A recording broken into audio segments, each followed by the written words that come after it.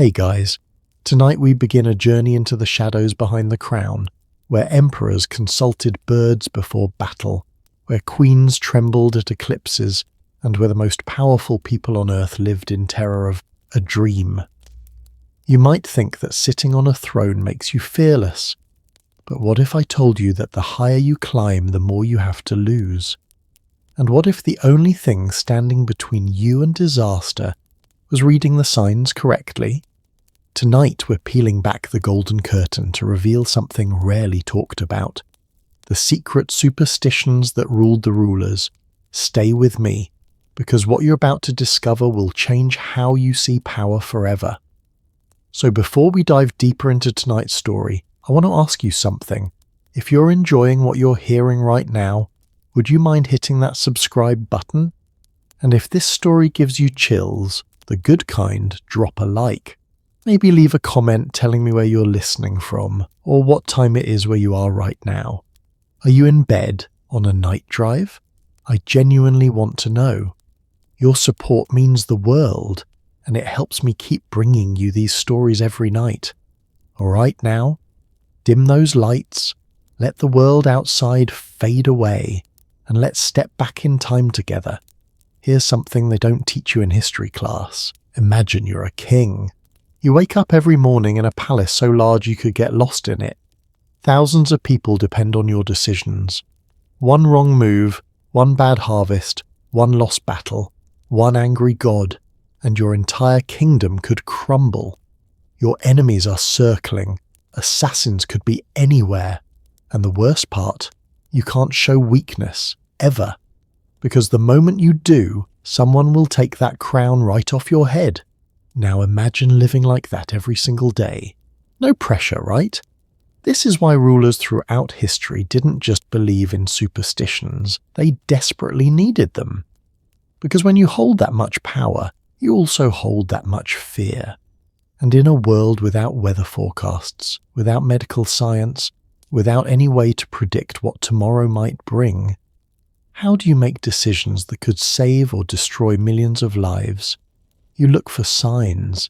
You watch the birds, you study the stars, you listen to your dreams. You consult prophets, oracles, and seers. You create rituals to protect yourself from invisible enemies. Because at least then, you feel like you have some control. At least then, you're not completely alone in the dark. Let me tell you about a moment that perfectly captures this terror. It's the year 331 BC. Alexander the Great, one of the most powerful military commanders who ever lived, is about to face the Persian Empire in what will become the Battle of Gaugamela. This battle will determine the fate of the known world. Alexander is 25 years old and he's never lost a battle. But he's also never faced an army quite like this one. The Persians have over 100,000 soldiers. They have war elephants. They have chariots with blades on the wheels designed to slice through infantry like butter. And they're fighting on their home territory. The night before the battle, Alexander can't sleep. His men can't sleep. Everyone knows that tomorrow many of them will die. Then, 12 days before the battle, something happens. The moon disappears. A total lunar eclipse darkens the sky. Now, you and I, we know what an eclipse is. We can predict them years in advance. We understand it's just the Earth's shadow passing over the moon. But imagine you're an ancient soldier, and suddenly the moon, this constant, reliable light in the night sky, just vanishes. Gone, like the gods turned off a lamp. Alexander's soldiers panic. Murmurs spread through the camp. It's a sign, the gods are angry, we shouldn't fight tomorrow. And this is where it gets interesting. Alexander doesn't dismiss their fear. He doesn't tell them they're being irrational. Instead, he calls for his personal seer, a man named Aristander of Telmessos. Aristander was the royal equivalent of a therapist, fortune teller, and crisis management consultant all rolled into one. And Alexander trusted him completely. Had trusted him since childhood. Aristander studies the eclipse. He watches how the shadow moves. He notes the time, the direction, the colour. And then he makes his interpretation. The eclipse, Aristander announces to the army, is a sign that the moon, the symbol of Persia, is being covered by shadow. This means that in this coming month, the Persian Empire will fall into darkness. Victory belongs to Alexander. The army erupts in cheers. Suddenly, the same omen that terrified them moments ago becomes their greatest source of confidence. They march into battle believing the gods themselves have promised them victory, and they win spectacularly. Now here's the question that should haunt us. Did Aristander actually believe his interpretation? Or did he understand that his real job wasn't predicting the future, it was managing the present? Was he a mystic or a master psychologist who knew that soldiers fight better when they believe fate is on their side? We'll never know. But here's what we do know. Alexander never made a major decision without consulting omens. Never. This wasn't just superstition for show. He genuinely believed, or at least he convinced himself to believe, that the gods communicated through birds, through dreams, through thunder and lightning, and he wasn't alone. Throughout history, the pattern repeats itself. The Roman Senate wouldn't make decisions without consulting augurs who read bird flight patterns. Chinese emperors watched for celestial signs, comets, eclipses, unusual cloud formations, believing that heaven itself was sending messages. Medieval European kings employed court astrologers and kept them closer than their own family members. Egyptian pharaohs consulted priests who claimed to speak with gods. The British monarchy maintained sacred ravens at the Tower of London, believing that if the ravens ever left, the kingdom would fall. They still keep those ravens today, by the way. 6 of them, with clipped wings just in case. Because even in the 21st century, even with all our science and rationality, why take the chance? But here's what really fascinating. It's easy to look back at these superstitions and think, how foolish, how primitive. But let me ask you something. Have you ever knocked on wood, avoided walking under a ladder, felt weird about the number 13, worn a lucky shirt to an important event, kept a good luck charm? Of course you have. We all have. Because here's the uncomfortable truth. We're not that different from these ancient rulers. The stakes might be lower for us. Most of us aren't deciding whether to invade Persia, but the psychology is exactly the same. When we face uncertainty, when we feel powerless, when the outcome matters deeply to us, we look for patterns, we create rituals, we find meaning in coincidence. It's not stupidity, it's human nature. It's how our brains are wired to cope with an unpredictable universe. But when you're a ruler, this natural human tendency gets amplified 1,000 times, because your decisions affect everyone. Your nightmares become policy. Your paranoia reshapes kingdoms. Your superstitions can start wars or prevent them. Let me give you a darker example. In medieval Europe, there was a widespread belief that certain omens predicted death. Dead birds falling from the sky, blood-red moons, dreams of teeth falling out, crows gathering near the palace, and kings took these signs seriously, sometimes fatally so. When King Henry VI of England began suffering from mental illness in the 1450s, his advisors noticed strange omens appearing. A meteor shower, an unusual alignment of planets, a white deer seen near the castle, which was considered a supernatural omen. Some courtiers took these as signs that Henry's reign was cursed, that God had withdrawn his favour. And here's where superstition becomes dangerous. These beliefs became self-fulfilling prophecies. Nobles who believed the omens started plotting against Henry. They used the signs to justify rebellion, convincing themselves they weren't committing treason, they were simply following heaven's will. Henry lost his throne, descended into madness, and was eventually murdered in the Tower of London. Did the omens predict his fall, or did belief in the omens cause it? Think about that for a moment. This is the paradox of royal superstitions. They were supposed to provide certainty in an uncertain world. but instead they often created the very chaos they were meant to prevent. A ruler who sees omens of disaster becomes paranoid. A paranoid ruler makes defensive decisions. Those defensive decisions create enemies. Those enemies fulfill the prophecy of disaster. It's like that moment when you're convinced you're going to fail a test, so you get too anxious to study properly, and then you actually do fail. The belief creates the reality. But here's an even stranger twist. Sometimes, just sometimes, superstitions actually worked. Not because they were magical, but because they forced rulers to pause and think. Ancient Roman augury, for example, wasn't just about predicting the future. It was about creating a structured decision-making process. Before any major action, declaring war, signing a treaty, appointing a magistrate, Roman leaders had to take the auspices. They had to watch the sacred chickens eat. They had to observe bird flight patterns. They had to consult the augurs. And you know what? This forced pause was often incredibly valuable. It gave hot-headed generals time to cool down. It gave impulsive emperors a reason to sleep on major decisions. It created a cultural norm that said, don't rush into things, look for signs, consider the consequences. Was this divine wisdom, or just good governance wrapped into religious ritual? Again, maybe it doesn't matter. Maybe the superstition worked precisely because people believed in it. There's a Roman story I love that illustrates this perfectly. A general named Publius Claudius Pulcher was about to fight a major naval battle in 249 BC. Before the battle, as custom required, he consulted the sacred chickens. If the chickens ate eagerly, it was a good omen. If they refused to eat, it was a terrible sign and the battle should be postponed. The chickens refused to eat.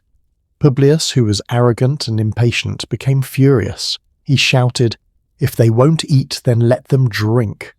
And he ordered his men to throw the sacred chickens overboard into the sea. The Roman soldiers were horrified. They believed Publius had just cursed the entire fleet. They went into battle demoralized, convinced they were doomed. And guess what happened? They lost. Badly. Publius lost 93 ships and nearly the entire fleet. He was recalled to Rome in disgrace, put on trial and fined heavily. Some accounts say he died in exile, broken and humiliated. Now, did the gods actually punish Publius? Or did his soldiers fight half-heartedly because they believed they were cursed?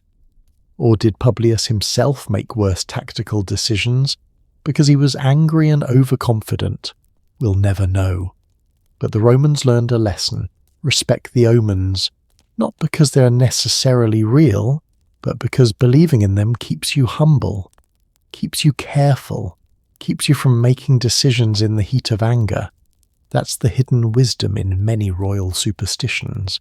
They weren't just irrational fears, they were cultural technologies, systems designed to help fallible human beings make better decisions under pressure. But they were also something else. They were a way to share the burden of responsibility.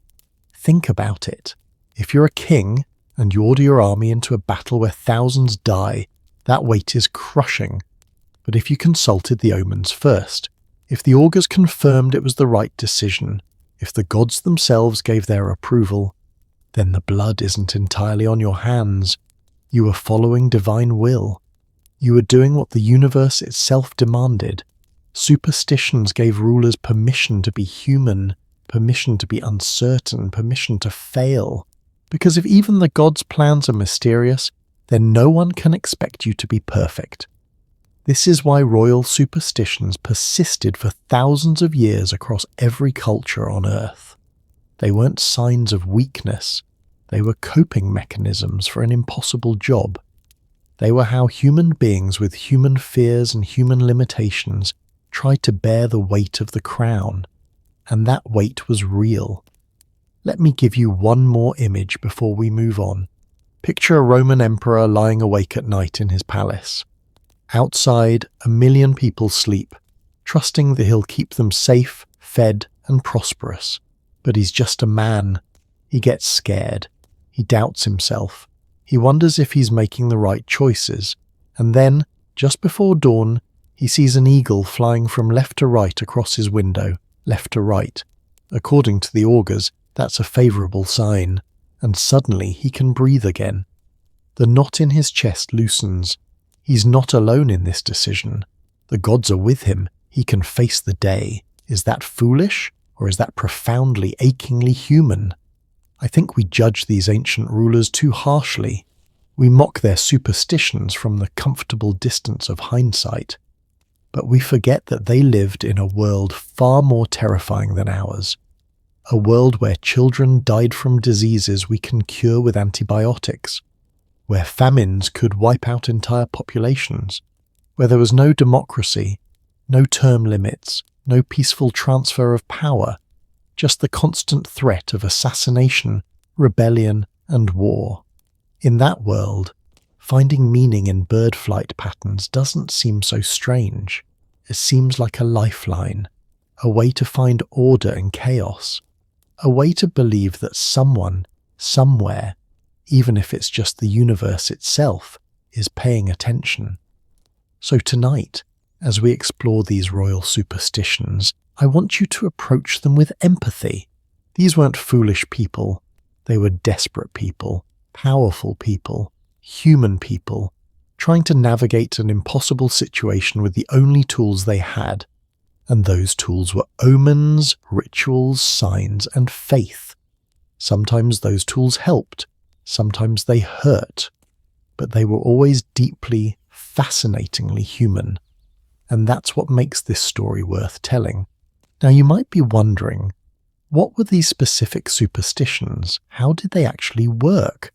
And what happened when rulers believed them so deeply that they changed the course of history?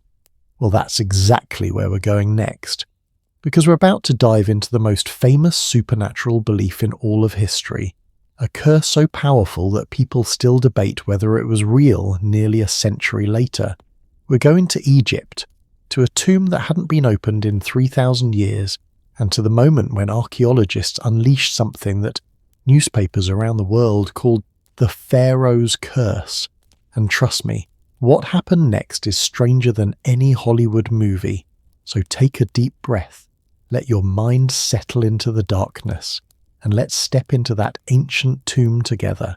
November 4th, 1922. The Valley of the Kings, Egypt. A young boy carrying water for the excavation crew is walking across the desert sand when his foot strikes something solid. He brushes away the sand with his hands and discovers what looks like a stone step. Just one step, carved into the bedrock, leading down into darkness. He calls over the lead archaeologist, a man named Howard Carter, who's been searching this valley for 6 years with nothing to show for it. 6 years of digging in the scorching heat. 6 years of disappointing his wealthy sponsor, Lord Carnarvon, who's about to cut off his funding. This is Carter's last season, his last chance. And now this boy has just found a staircase that's been buried for over 3,000 years. Can you imagine that moment? The realization that you might be standing at the entrance to something no living person has seen since the time of the pharaohs. Carter's hands must have been shaking as he started clearing the sand away. 1 step becomes 2, 2 becomes 12, 16 steps total leading down to a sealed doorway, and on that doorway, pressed into the ancient plaster, are the unmistakable seals of the royal necropolis. Howard Carter has just discovered the tomb of Tutankhamun. But here's what makes this story so haunting. The curse, the famous curse of the pharaohs that would terrify the world, didn't start inside the tomb. It started that very first night. Carter owned a pet canary, a bright yellow bird that sang every morning, bringing what everyone called good luck to the dig site. The Egyptian workers loved that bird. When the tomb was discovered, they actually nicknamed it the Tomb of the Bird, believing the canary had guided them to it. That night, Carter returned to his house, probably unable to sleep, his mind racing with what he'd found. And sometime in those dark hours before dawn, a cobra, a snake that hadn't been seen in the area in years, somehow entered his house, found the bird cage, and killed the canary. The Egyptian workers saw this the next morning, and they knew exactly what it meant. The cobra wasn't just any snake. In ancient Egypt, the cobra was the symbol of royalty. It appeared on every pharaoh's crown, the uraeus they called it, representing the protective goddess who destroyed the pharaoh's enemies. The royal cobra that strikes at anyone who threatens the king. The pharaoh has sent his guardian, the workers whispered. The cobra has come to punish those who disturb the tomb. Carter dismissed this as superstition. Of course he did. He was a scientist, an archaeologist, a rational man of the modern age. Just Tommy rot, he called it. British slang for nonsense. But I want you to notice something. The curse began with the people who believed in it. The ones who understood the old symbols. The ones who still remembered that tombs weren't just graves. They were sacred spaces protected by magic and divine will. Carter didn't believe. Not yet. 3 weeks later, Lord Carnarvon arrived from England. On November 26, 1922, they broke through the sealed doorway. Carter made a small hole just big enough to hold up a candle and peer inside. "Can you see anything?" Carnarvon asked, barely able to contain his excitement. And Carter, his eye pressed to that small opening, his candle flickering across treasures that hadn't seen light in 33 centuries, could only whisper, "Yes, wonderful things." The tomb was intact, almost completely intact, the first royal Egyptian tomb ever found that hadn't been looted in ancient times.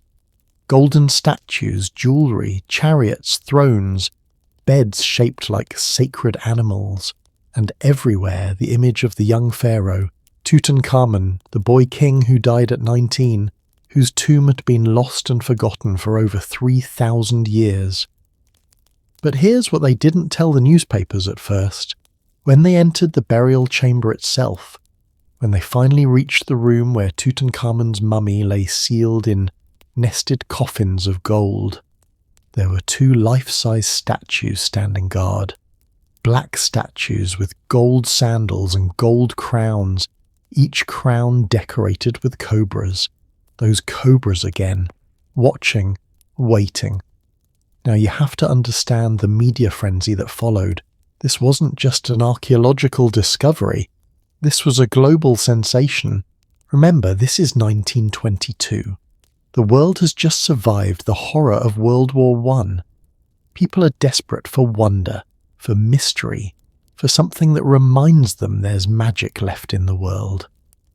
And here comes this tomb, this impossible treasure, this glimpse into a civilization so ancient and powerful that it feels like touching immortality itself. Newspapers sent reporters from around the world. The discovery was front-page news everywhere.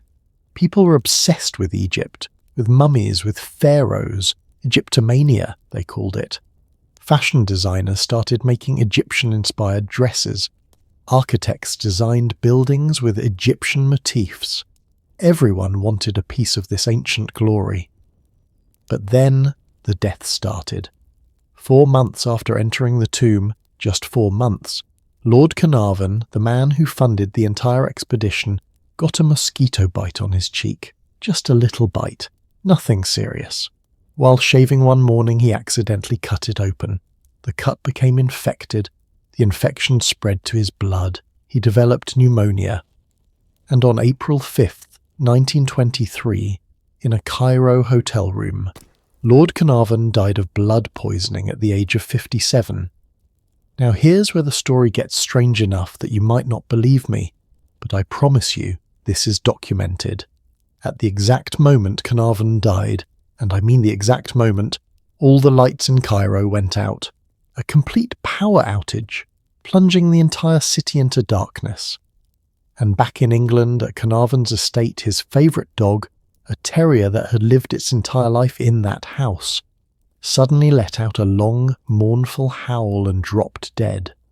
The newspapers went absolutely wild. A novelist named Marie Corelli, who had never even visited Egypt, mind you, claimed she owned an ancient book called The Egyptian History of the Pyramids.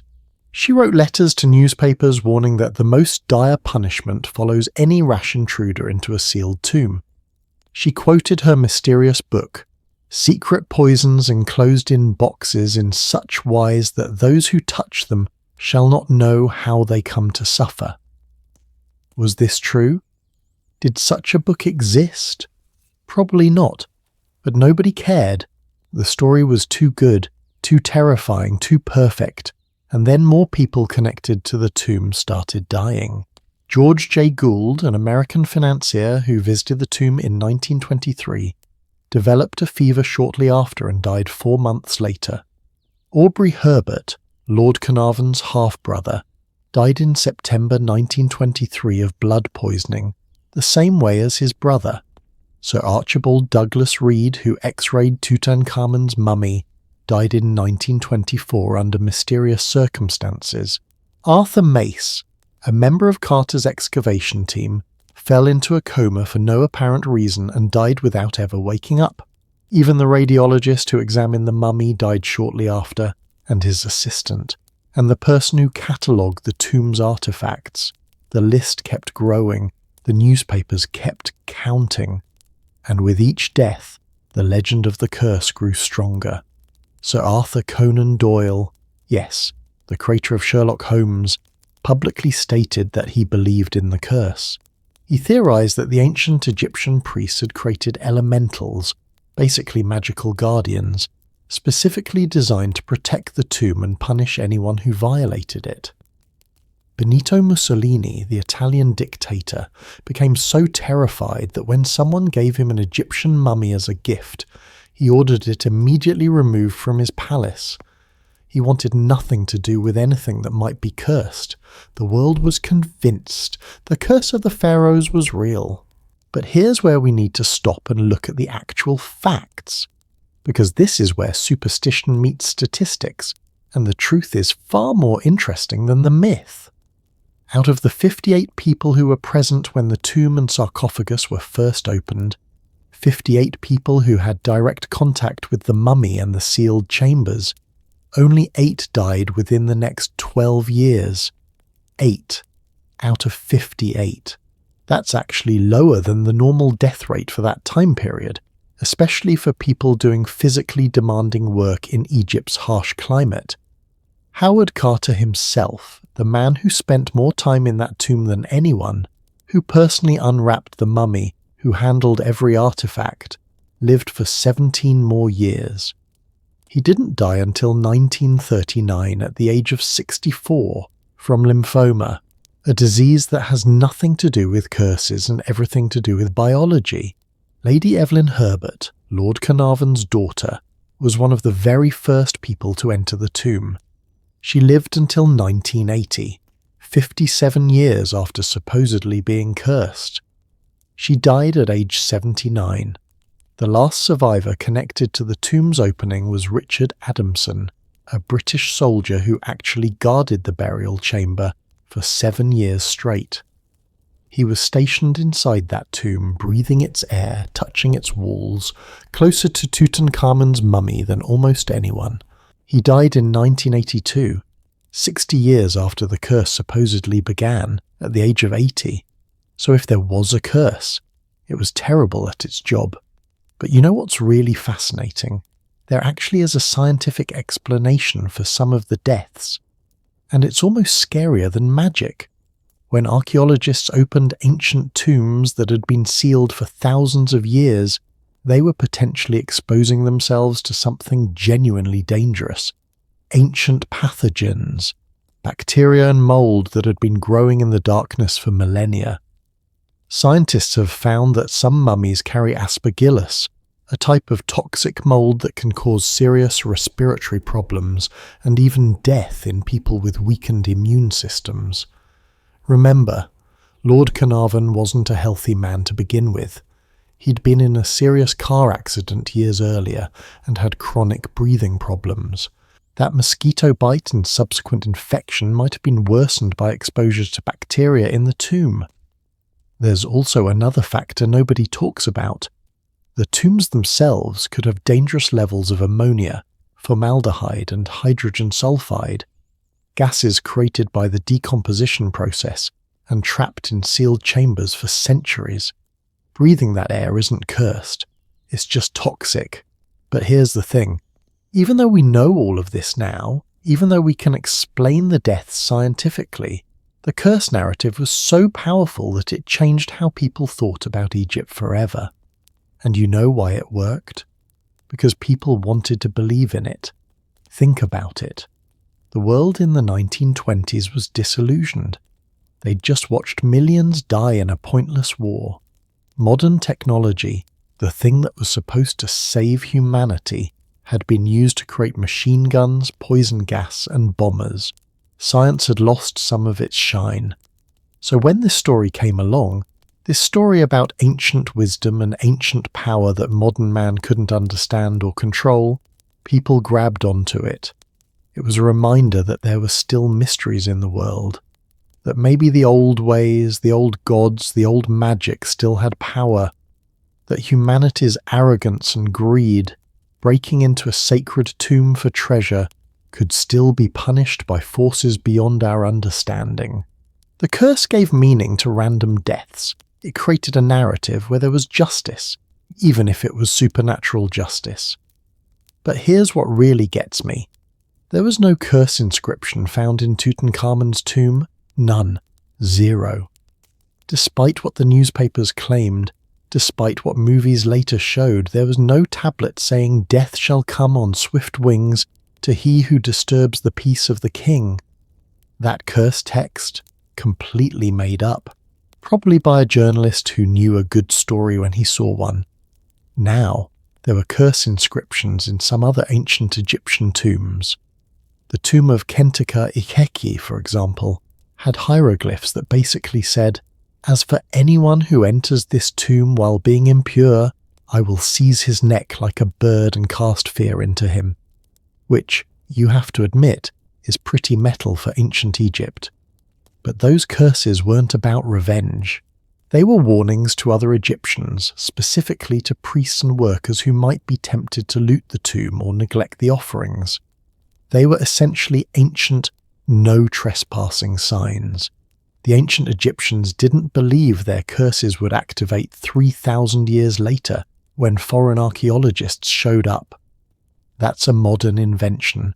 So what really happened? Why did this become the most famous curse in history? I think there are 3 reasons. First, timing. The discovery happened at exactly the right moment in history when people were hungry for wonder and mystery. Second, selective memory. We remember the deaths connected to the curse. We forget the 50 people who lived long, healthy lives after entering the tomb. And third, and this is the one that matters most, we need stories like this. We need to believe that some things are still sacred, that there are boundaries we shouldn't cross, that power, especially ancient power, demands respect. Howard Carter understood this, actually. Despite dismissing the curse publicly, he wrote something fascinating in his journals. He said that the sentiment of an Egyptologist is not one of fear, but of respect and awe. Entirely opposed to foolish superstitions, respect and awe. Maybe that's what the curse was really about. Not punishment, but a reminder that we're standing in the presence of something larger than ourselves. That these tombs aren't just historical artifacts, they're the final resting places of people who believed their souls would live forever, who put their faith, their treasures, their hopes for eternity into these sealed chambers, and we just walked in, took what we wanted, put it in museums halfway around the world. Maybe the curse wasn't supernatural. Maybe it was just guilt, dressed up as fear. I'll leave you with one last image. Years after the tomb was opened, years after the deaths and the headlines had faded, Howard Carter was asked if he ever felt afraid in the tomb. if he ever felt the presence of something watching. He paused for a long time before answering. Once, he said, in the darkness, arranging some artifacts near the burial chamber, I heard a sound behind me, like a whisper, like breath. I turned with my lamp and there was nothing there. Nothing but shadows and gold and a boy king who'd been dead for 33 centuries. He smiled then, but it didn't reach his eyes. I told myself it was the wind through the passages, but in that moment, just for a moment, I understood why the workers were afraid. The curse of the pharaohs, real or imagined, scientific or supernatural, we may never know for certain, but what we do know is that it changed history. It made us question our relationship with the ancient world. It reminded us that some mysteries refuse to be solved, no matter how much light we shine on them. And speaking of rulers who lived in fear of mysterious forces, there's someone else we need to talk about. A conqueror who refused to launch a single military campaign without consulting the birds first. A man who believed the gods spoke to him through eagles and thunder, who carried a personal prophet with him everywhere he went, and who once turned back from a major battle because a swallow flew the wrong direction. His name was Alexander, and his superstitions didn't just shape his own fate, they changed the entire world. Picture this.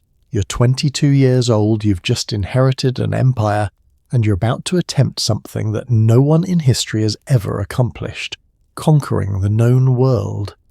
Every decision you make could mean the difference between eternal glory and catastrophic failure. Thousands of soldiers are looking to you for leadership. Enemies surround you on all sides, and you're still young enough that some people question whether you're even ready to rule. How do you handle that pressure? How do you trust yourself to make the right call when the stakes are literally life and death? If you're Alexander of Macedon, you don't trust yourself alone. You bring along a man named Aristander. Alexander III of Macedon, Alexander the Great, is remembered as one of history's most brilliant military commanders. By the time he died at age 32, he'd created an empire stretching from Greece to India, covering over 2 million square miles. He never lost a battle. Never. He defeated the mighty Persian Empire, conquered Egypt, crossed the Hindu Kush mountains, and went places no Greek had ever gone before. But here's what they don't always tell you in the history books. Alexander didn't make a single major decision without consulting omens. Not one. And the man who interpreted those omens, Aristander of Telmessos, was arguably the second most important person in Alexander's entire campaign. Not his generals, not his advisors, his prophet. Let me tell you how this relationship began, because it's absolutely wild. Before Alexander was even born, his father Philip II of Macedon had a strange dream. In the dream, Philip saw himself sealing up his wife Olympias's womb with a seal that bore the image of a lion. He woke up troubled, not knowing what this meant. Was his wife pregnant? If so, what did the lion symbolize? Philip called for Aristander, who was already serving as the royal seer, and Aristander's interpretation was brilliant. "Your wife is indeed pregnant," he said, "and the lion seal means you will have a son who will be brave and fierce as a lion." Sure enough, Olympias gave birth to a boy, Alexander. And from that moment on, Aristander was woven into Alexander's destiny. He'd predicted Alexander's birth. He'd promised he would be lion-hearted. Can you imagine growing up with that prophecy hanging over you? The pressure to live up to it? The comfort of believing you were marked for greatness before you were even born? Alexander kept Aristander by his side his entire life, and I mean entire life, from childhood through every battle, every campaign, right up until Alexander's death in Babylon. Aristander was more than a fortune teller. He was a psychological strategist, a morale officer, and possibly the only person Alexander truly believed could communicate with the gods. Let me give you some examples of how this actually worked in practice. When Alexander was planning his first major campaign into Asia, he decided to visit Troy, the legendary city from Homer's Iliad. This wasn't just tourism. Alexander believed he was descended from Achilles. He saw himself as continuing the ancient Greek hero's legacy, so paying respects at Troy was deeply important to him. The night before leaving Troy, Alexander was trying to sleep in his tent when a swallow kept bothering him. You know how annoying a bird can be when it's flying around inside? Chirping, fluttering, bumping into things? Alexander kept trying to wave it away, but the bird was persistent. Finally, he called for Aristander. "What does this mean?" Aristander watched the swallow for a few moments, noting its behaviour, its flight pattern, how insistent it was. Then he said, "This bird is trying to warn you. There's a conspiracy against your life. Someone close to you is planning betrayal, but because the bird came to you openly, the plot will be revealed before it can succeed." Alexander took this seriously. He ordered his security doubled. His guards questioned everyone in the inner circle, and sure enough, they discovered that a group of soldiers had been planning to assassinate him. The conspiracy was stopped before Alexander was ever in real danger. Now, was this actually divine intervention? Or did Aristander notice something suspicious in the camp and use the swallow as a convenient excuse to investigate? We'll never know. But here's what matters. Alexander believed, and that belief kept him alive. But the most famous omen in Alexander's entire campaign happened during the siege of Tyre in 332 BC. Tyre was a wealthy Phoenician city built on an island surrounded by water, with massive walls that had withstood countless sieges. It was considered virtually impregnable. Alexander demanded they surrender. They refused. So Alexander did something insane. He built a causeway, a bridge of earth and stone stretching from the mainland to the island. It took months. The Tyrians attacked constantly, setting fire to his siege equipment, killing his workers. The siege was taking forever. Alexander's men were exhausted and demoralized. They were starting to wonder if Tyre could actually be conquered.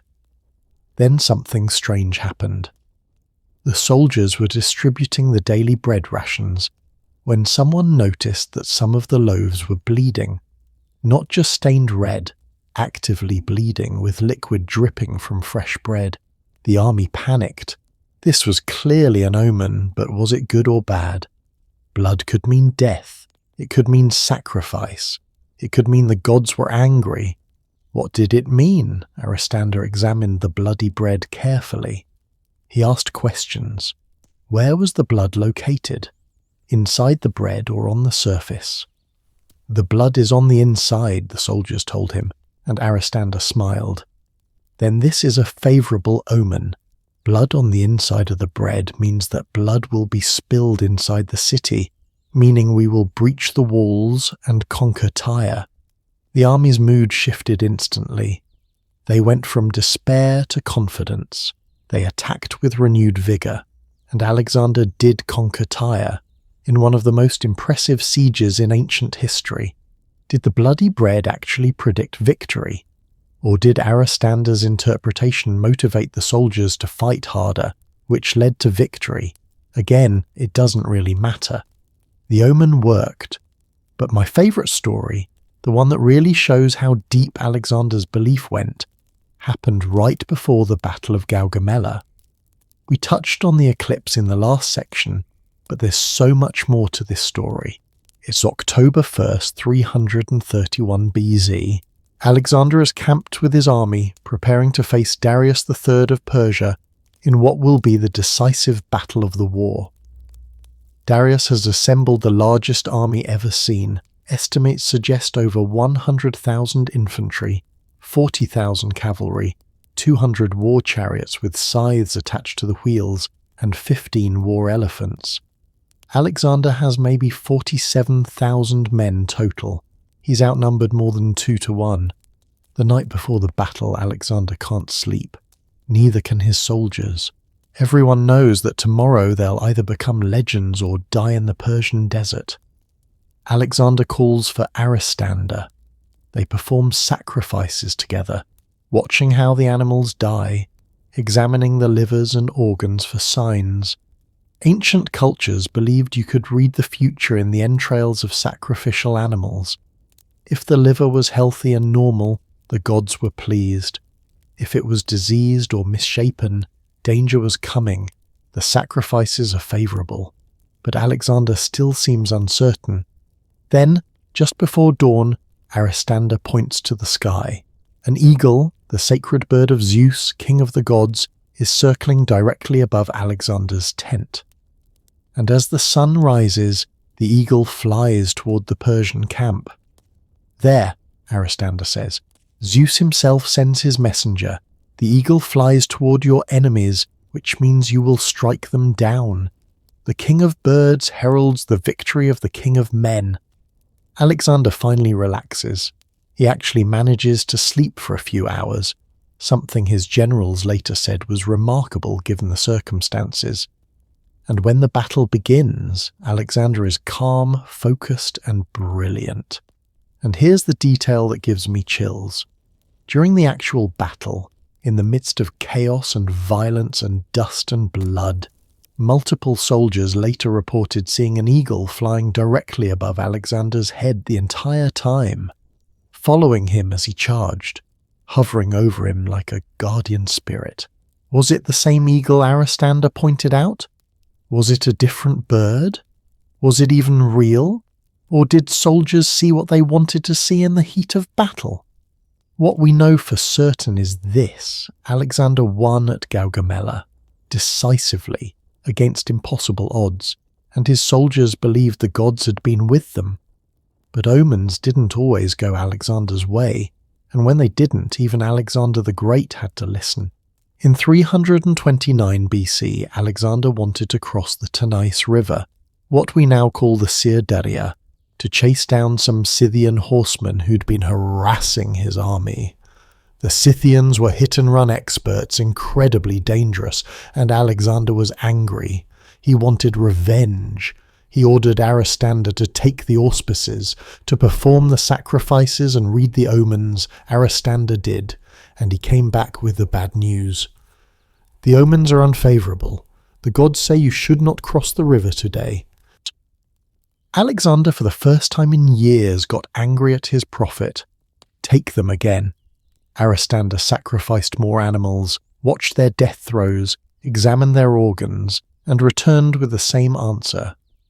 The omens are still unfavourable. Crossing this river will bring disaster. And here's where it gets interesting.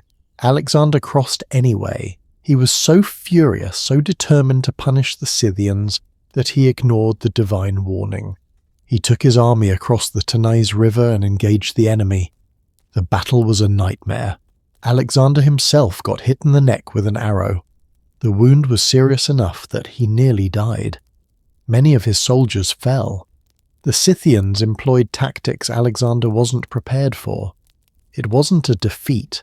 Alexander technically won, but it was the closest he'd come to losing in years. And when he returned to camp, wounded and shaken, he apologized to Aristander. "You were right. I should have listened to the gods." From that point on, Alexander never ignored unfavourable omens again. Think about what this means. We're talking about one of the most powerful military commanders in human history, someone who conquered most of the known world, someone who believed he was descended from gods. And he was genuinely afraid of birds flying the wrong direction. That's not weakness. That's the weight of responsibility made visible. Every battle Alexander fought, he was gambling with thousands of lives. Every decision could mean the difference between empire and extinction. And unlike modern generals with reconnaissance satellites and weather reports and encrypted communications, Alexander had to make decisions based on incomplete information in hostile territory, surrounded by people who wanted him dead. The omens gave him a framework for decision-making. They gave him a way to slow down and think. They gave him permission to change his mind. The gods say we should wait, without looking weak, And maybe most importantly, they gave him a way to share the burden of command. If Alexander made a wrong decision, it wasn't entirely his fault. The omens had been misread. But if he made a right decision, he could share the glory with the divine. It was a brilliant psychological strategy, whether he realized it or not. But here's something even more fascinating. Aristander didn't just interpret omens reactively, he created them.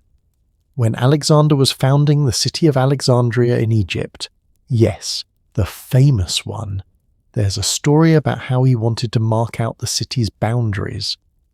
Alexander took some barley meal and started drawing lines in the sand to show where the walls would go, where the main streets would run, how large the city would be. As soon as he finished, a huge flock of birds descended from the sky and started eating the barley meal.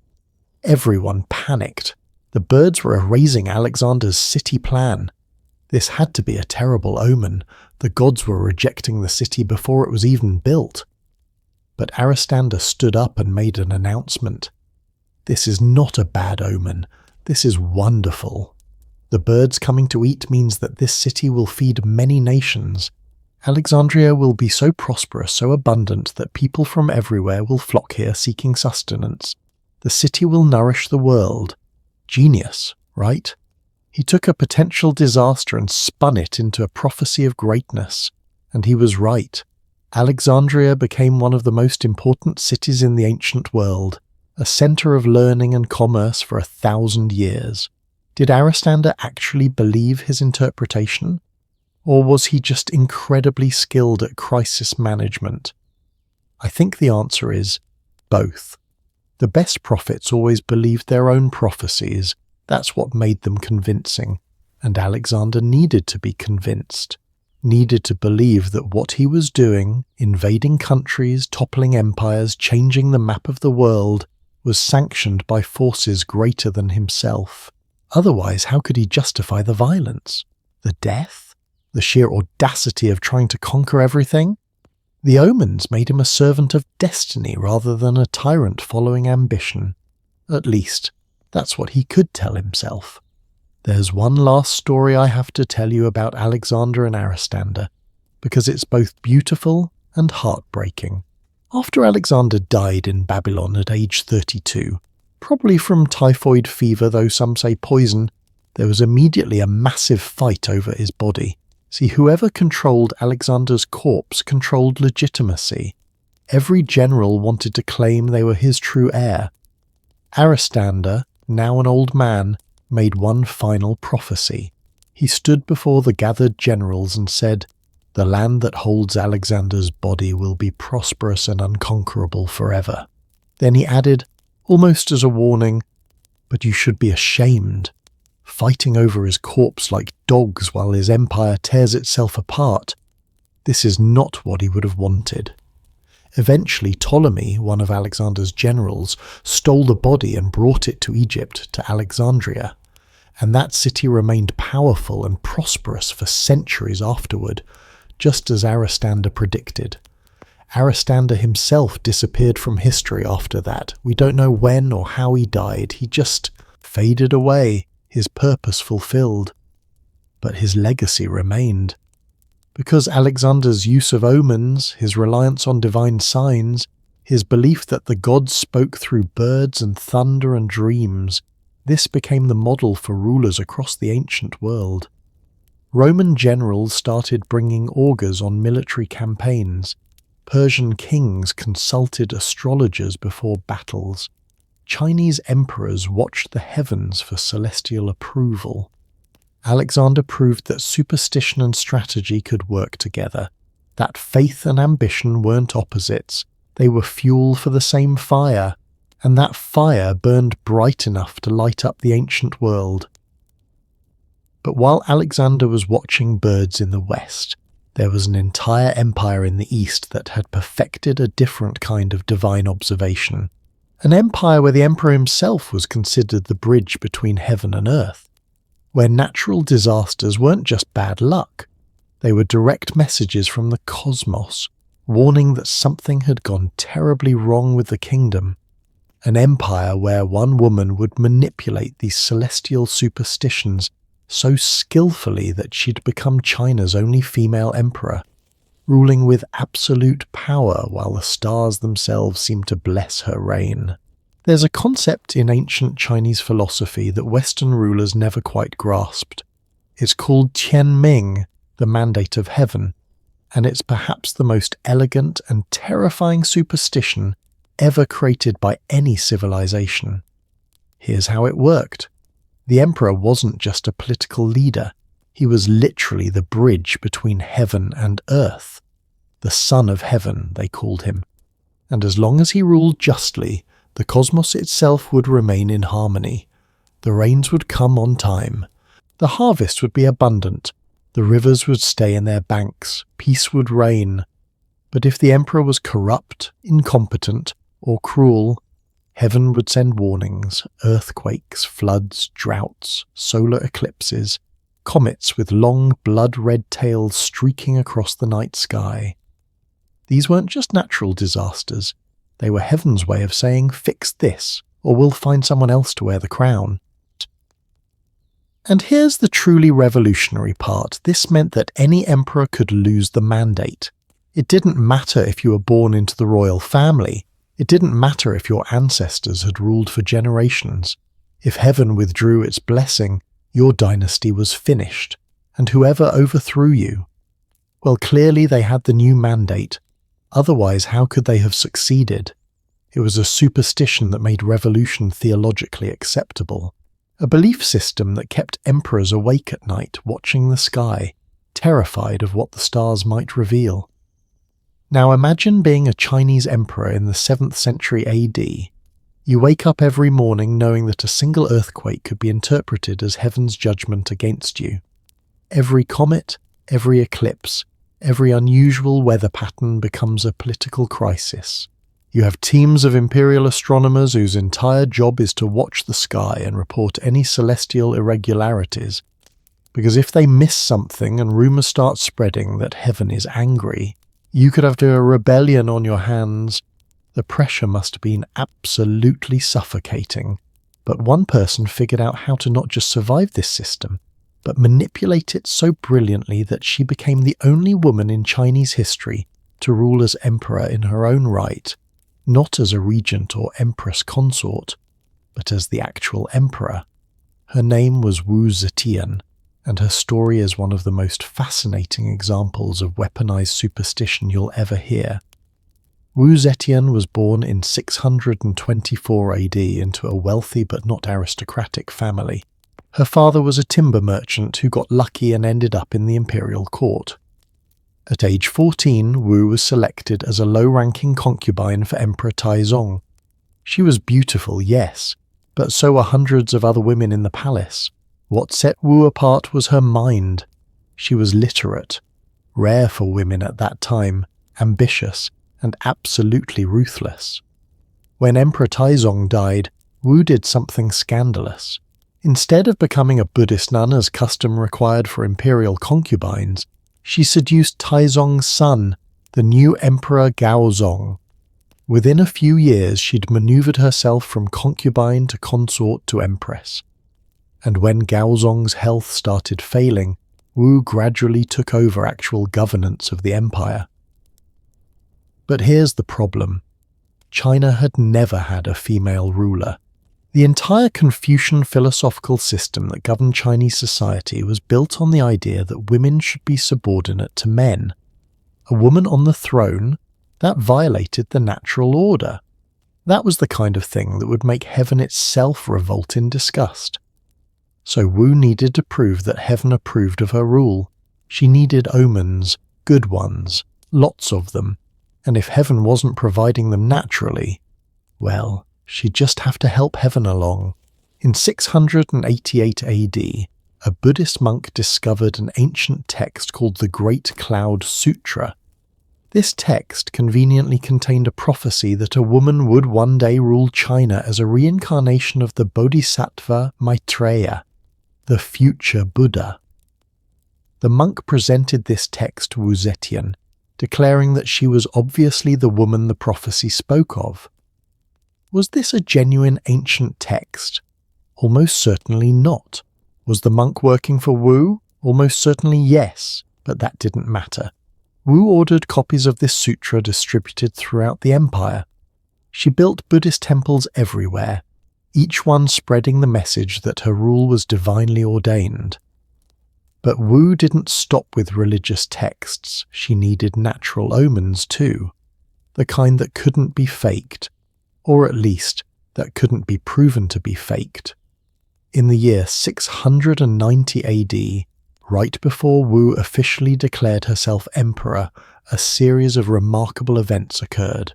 And I want you to notice the timing, because it's almost too perfect to be coincidental. First, a farmer discovered a white deer wandering near the capital. Now, in Chinese tradition, a white deer was an incredibly auspicious omen. It meant that a sage ruler had brought such harmony to the world that even magical creatures appeared to honor them. The farmer brought the white deer to the palace. Wu Zetian appeared before the court, received the deer with great ceremony, and declared this a sign of heaven's approval. The court astronomers agreed.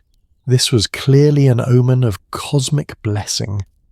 2 months later, a fisherman caught a giant fish in the Yellow River, a fish larger than any seen in living memory. He presented it to the Empress. Another auspicious omen. The rivers themselves were providing abundance under her rule. Then, and this is where it gets really interesting, a group of monks claimed to have found unusual mushrooms growing in the sacred mountains. These weren't ordinary mushrooms, they were lingers, mushrooms of immortality. In Chinese tradition, lingers only grew in places of perfect natural harmony, where the connection between heaven and earth was especially strong. The monks brought the mushrooms to Wu. She declared that these were proof that the sacred mountains themselves recognized her virtue. Now, here's the question. Were these omens genuine? Or did Wu Zetian orchestrate the entire thing? Think about it. A white deer appears exactly when she needs one. You don't think maybe someone in her employ captured a deer, had it dyed or painted white and released it near where a loyal farmer would discover it? The giant fish? You don't think maybe the imperial fisheries had been saving their largest catch for the right political moment? The magic mushrooms growing on sacred mountains visited only by monks who depended on imperial patronage? Really? But here's the brilliant part. Nobody could prove they were fake.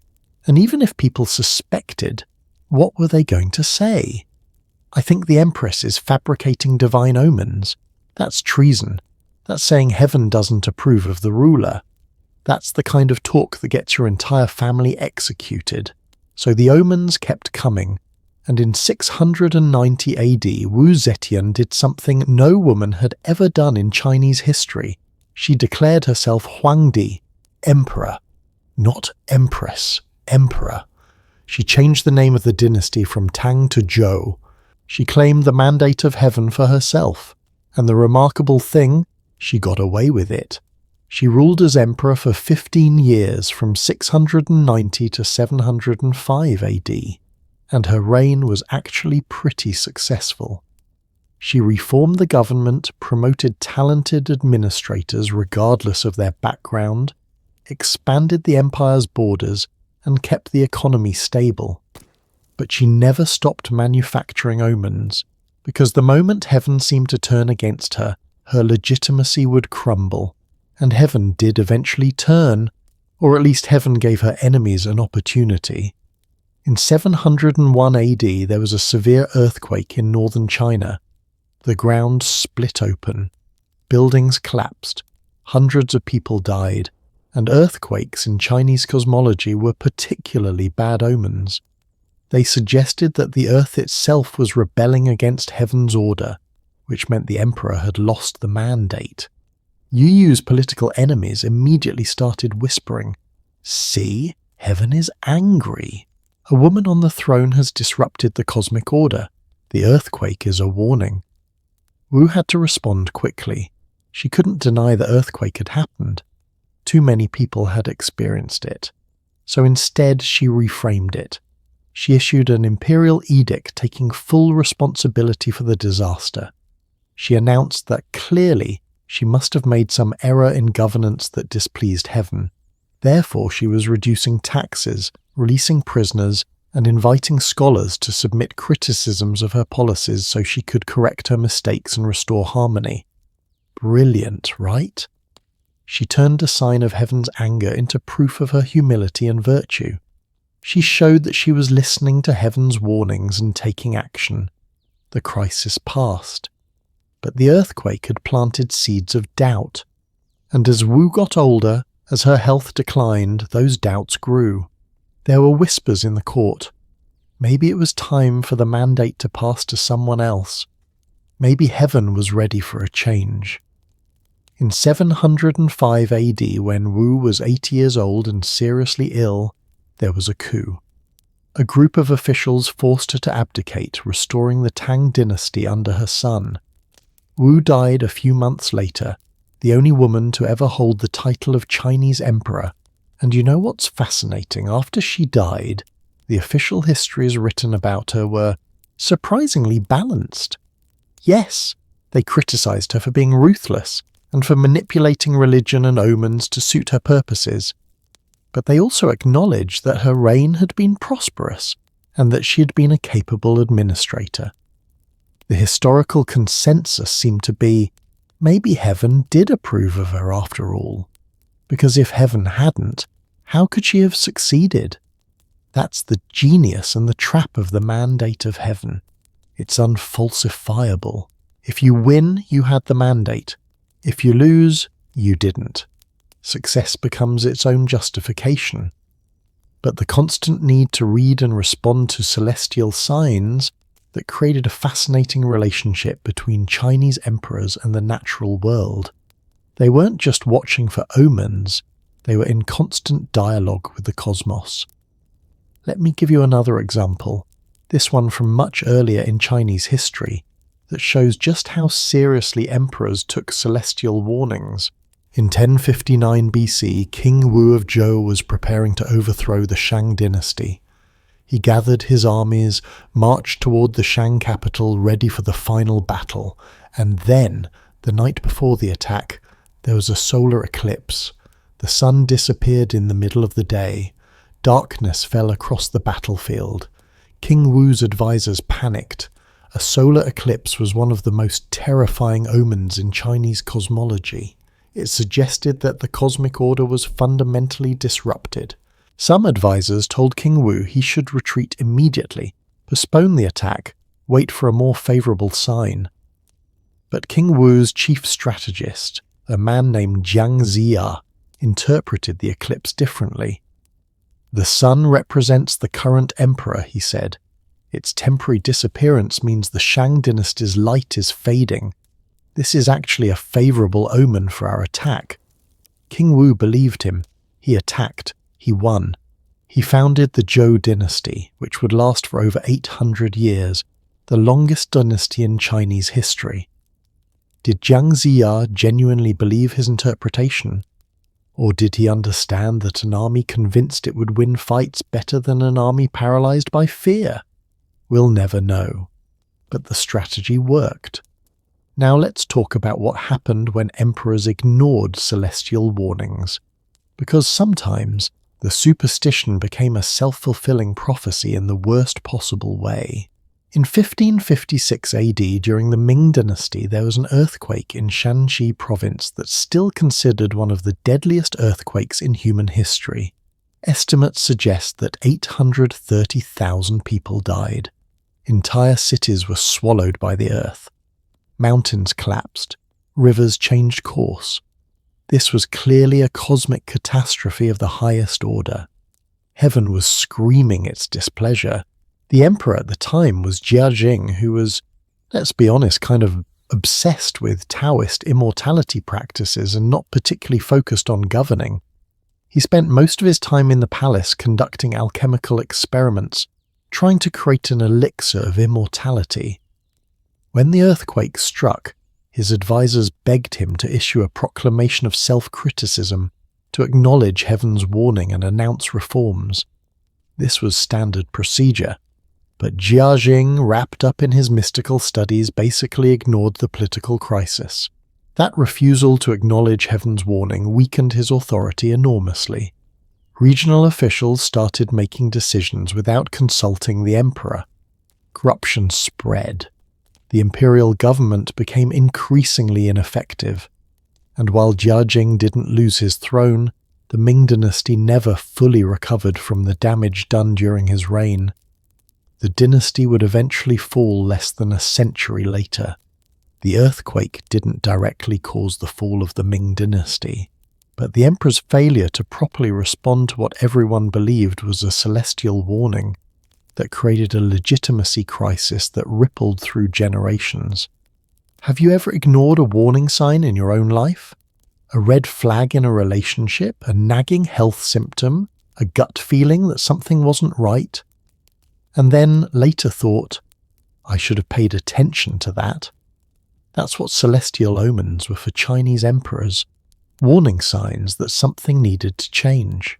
And whether those signs came from heaven or from their own unconscious minds or from the natural patterns of the universe, in the end, did it really matter? The warning was real. The consequences of ignoring it were real. But not all celestial events were warnings. Some were confirmations of legitimacy, especially when new dynasties rose to power.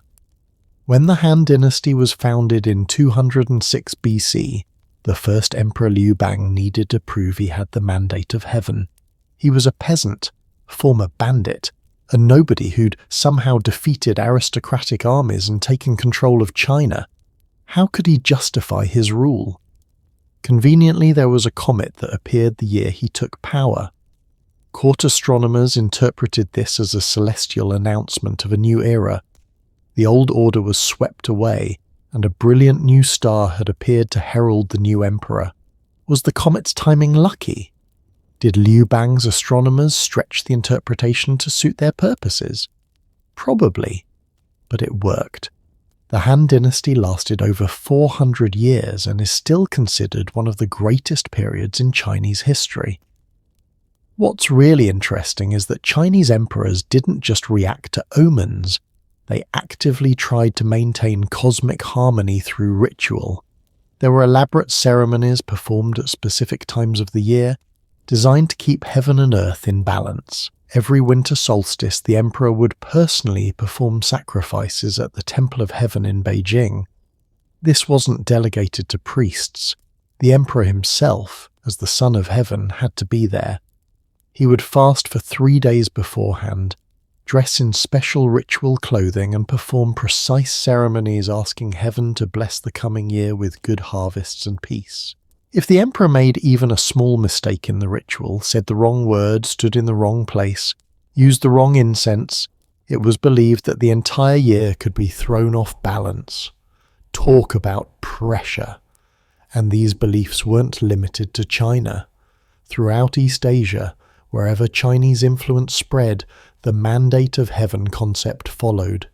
In Japan, emperors were considered living gods, direct descendants of the sun goddess Amaterasu. Any natural disaster, earthquake, tsunami, volcanic eruption, was interpreted as a sign that the imperial court needed to perform purification rituals. In Korea and Vietnam, rulers adopted similar systems, watching for celestial signs, employing court astronomers, and living in constant awareness that their legitimacy depended on cosmic approval. But Vietnam had an interesting twist. Because Vietnam was repeatedly invaded by China, Vietnamese rulers used the mandate of heaven to justify resistance. When Chinese armies conquered Vietnam, Vietnamese leaders would point to floods, failed harvests, or eclipses as proof that heaven didn't want Chinese rule over Vietnam. The same superstition that justified Chinese emperors could be used to delegitimize Chinese occupation. Superstition as a tool of resistance, as a form of political warfare, as a way to fight back when you didn't have military strength. That's the thing about these royal superstitions. They weren't just about fear, they were about power. About how power is claimed, justified, maintained, and lost. And nowhere was that clearer than in medieval Europe, where omens took on an entirely different character, where dreams could start wars, where comets were seen as literally dripping blood from the sky, where dead birds in the palace meant not just bad luck, but the finger of God pointing at a specific doomed soul. The European medieval mind saw the world as absolutely saturated with divine messages. Every shadow held meaning. Every strange occurrence was pregnant with prophecy. And kings who failed to read the signs correctly didn't just lose the mandate of heaven, they lost their heads. If you think Chinese emperors were paranoid about celestial signs, wait until you hear about medieval European kings. Because in medieval Europe, God wasn't just watching from a distance. He was actively intervening in daily life, sending messages through every crack in reality. And these messages weren't subtle philosophical concepts about cosmic harmony. They were visceral, terrifying, personal warnings that someone specific was about to die. The medieval Christian worldview saw the universe as a battleground between God and Satan, between angels and demons, between salvation and damnation. And every unusual event, every dream, every comet, every birth defect in livestock, every storm, every dead bird found in the palace was a message in that cosmic war. This wasn't abstract theology. This was the operating system of medieval politics. Let me show you what I mean with a story that changed the course of English history. It's August 21st, 1485. The night before the Battle of Bosworth Field. King Richard III of England is camped with his army, preparing for what will be the decisive battle of the Wars of the Roses. Richard is defending his crown against a challenger named Henry Tudor, who's invaded from France with a much smaller army. On paper, Richard should win easily. He has more soldiers, better equipment, strong defensive positions, but Richard can't sleep. According to multiple historical accounts, including those of people who were actually in the camp that night, the king is tormented by nightmares. In his dreams, Richard sees the ghosts of everyone he's supposedly murdered to get the throne. His brother's two young sons, the famous princes in the tower, appear as pale corpses, pointing at him with skeletal fingers. His wife Anne appears, accusing him of poisoning her. Former allies he'd executed come one by one, each whispering the same prophecy, "Tomorrow you will die." Richard wakes up screaming multiple times. His servants hear him thrashing in his tent. By dawn he's pale, sweating, barely coherent. His commanders notice immediately. The king looks haunted, terrified. And in an era where soldiers believed that God determined the outcome of battles, a king who looked like he'd been cursed by ghosts? That was a terrible omen. The battle begins. And everything goes wrong for Richard. Soldiers who were supposed to support him hesitate. Allies switch sides at crucial moments. Richard's horse gets stuck in marshy ground. And Richard himself, whether from exhaustion, from the lingering terror of his nightmares, or from genuine divine intervention, makes tactical errors he never would have made in his right mind. He sees Henry Tudor across the battlefield exposed with just a small bodyguard, and Richard makes a desperate, reckless cavalry charge, trying to kill Henry personally. It's not strategic. It's the action of a man who's already lost, who knows he's doomed, who's trying to change fate through sheer violent will. Richard is killed. His crown is literally found in a thorn bush on the battlefield and placed on Henry Tudor's head.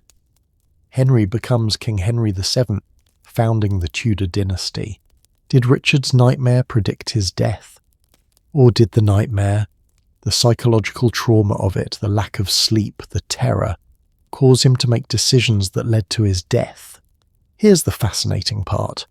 Henry Tudor's supporters immediately used Richard's nightmare as propaganda. They said, "See, God himself sent those ghosts to punish Richard for his crimes. The nightmare was divine judgment made visible. And Richard's nightmare became proof that he'd been an illegitimate king all along, that heaven itself had rejected him. The dream retroactively justified the entire rebellion. That's how powerful dream omens were in medieval Europe. They could literally rewrite the legitimacy of dynasties. But nightmares weren't the only omens that terrified medieval rulers. Comets were even worse. In 1066, and yes, this is one of the most famous years in English history, a comet appeared in the sky above England. We know now that it was Halley's Comet, which appears roughly every 76 years as it orbits the Sun. But to medieval people, comets were terrifying anomalies. They were stars that suddenly developed long blazing tails and moved across the sky in ways that violated all understanding of how the heavens should work. The medieval interpretation was unanimous. Comets announced disaster, war, plague, the death of kings. They were literally called disaster stars, from the Latin disastrum, meaning bad star. When Halley's Comet appeared in April 1066, everyone in England knew something terrible was coming. The question was, what? King Harold Godwinson had just taken the English throne in January after the previous king, Edward the Confessor, died without an heir. Harold's claim to the throne was questionable. He wasn't royal blood. He was a powerful noble who'd essentially seized power.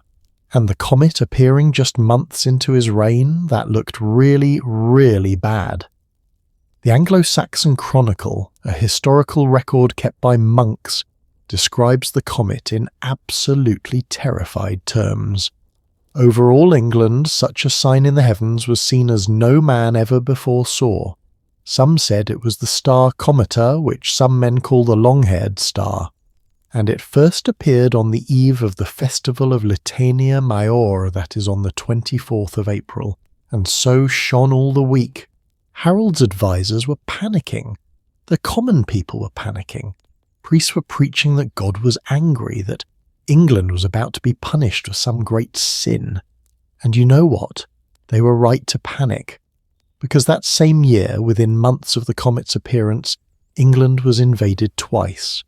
First by Harold Hardrada of Norway in the north, then by William of Normandy in the south. Harold defeated the Norwegian invasion but was killed fighting William at the Battle of Hastings in October. William the Conqueror became King of England. The entire Anglo-Saxon nobility was destroyed. The Norman conquest completely transformed English language, culture, law, and society. It was arguably the most important event in English history, and everyone remembered that it had been predicted by a comet. The Bayeux Tapestry, a massive embroidered cloth that depicts the Norman conquest, actually includes an image of the comet. You can see it stitched in thread, a blazing star with a long tail, and below it, people pointing in terror. Below that, ships preparing for invasion. The tapestry makers wanted everyone to remember. The comet announced this catastrophe. God had warned England, and England hadn't listened. But here's a question that should trouble us. Did the comet actually cause anything? Or did people's belief in the comet's meaning change how they acted, which then created the predicted disaster? Think about it. Harold saw the comet. He knew everyone interpreted it as a sign of his coming downfall. That had to affect his psychology, his decision-making, his ability to inspire confidence in his troops. If you're a soldier fighting for a king who you believe has been cosmically cursed, how hard are you going to fight? And on the other side, William of Normandy could use the comet as propaganda. See, heaven itself announces that Harold is illegitimate. God wants me to be King of England. This invasion isn't rebellion, it's divine will. The omen became a weapon, a psychological warfare tool that was arguably more effective than any sword. Medieval rulers were so terrified of comets, that they developed elaborate rituals to try to ward off the disasters they announced. When comets appeared, kings would order days of fasting and prayer throughout the kingdom. They'd make donations to churches and monasteries, hoping to appease God's anger. They'd sometimes even abdicate temporarily, claiming they were unworthy, hoping that displays of humility would change heaven's plans. But comets at least appeared in the sky where everyone could see them and interpret them communally. Dreams were more personal, more intimate, and somehow more terrifying because they happened inside your own mind. Medieval kings took their dreams with deadly seriousness. They kept dream interpreters at court, usually monks or clergy who claimed special knowledge of biblical dream symbolism. And these interpreters had enormous power, because a single dream interpretation could determine whether a king went to war, made peace, executed someone, or changed policy entirely. There's a story about Charlemagne, Charles the Great, King of the Franks and first Holy Roman Emperor, that perfectly illustrates this. Late in his life, probably around 813 AD, Charlemagne had a recurring dream. In the dream, he was riding his horse when suddenly a sword appeared in the sky, blazing with fire, with words written on the blade in letters of flame. The words kept changing, but they always spoke of death, judgment, and the end of his empire. Charlemagne was deeply disturbed by this dream. He called for his advisors, his bishops, his wise men. What did it mean? Was God warning him that his death was approaching? Was the empire about to crumble? The interpretations varied, but most agreed on one thing. Charlemagne needed to prepare for death. He needed to get his affairs in order, divide his empire among his sons, make peace with God. Charlemagne did exactly that. He drew up elaborate succession plans. He made huge donations to the church. He spent his final year in intense religious devotion preparing his soul for judgment, and in January 814 AD, he died. The dream had been correct. But here's the question. Did the dream predict his death? Or did an old man, already feeling his health decline, have anxiety dreams that reflected his unconscious awareness that his time was running short? And did acting on those dreams, dividing the empire, essentially giving up power, actually accelerate his decline? We'll never know. But within a generation of Charlemagne's death, his empire had fractured into pieces. The unity he'd created was gone, and people looked back and said, the flaming sword dream predicted it all. God had warned Charlemagne that his empire wouldn't last. Not all omens were cosmic, though. Some were small, intimate, almost absurdly specific, and these might have been the most terrifying of all because they felt personal. There was a widespread medieval superstition that if a bird flew into the palace, especially if it was a dark bird like a crow or a raven, someone important was about to die. And if the bird died inside the palace? That was even worse.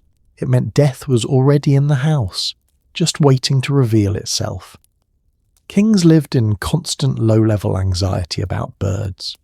Palace servants were instructed to immediately report any bird sightings. Windows were kept covered. Guards were posted specifically to shoo away any flying creatures that approached the royal chambers. And when birds did get inside, the panic was real.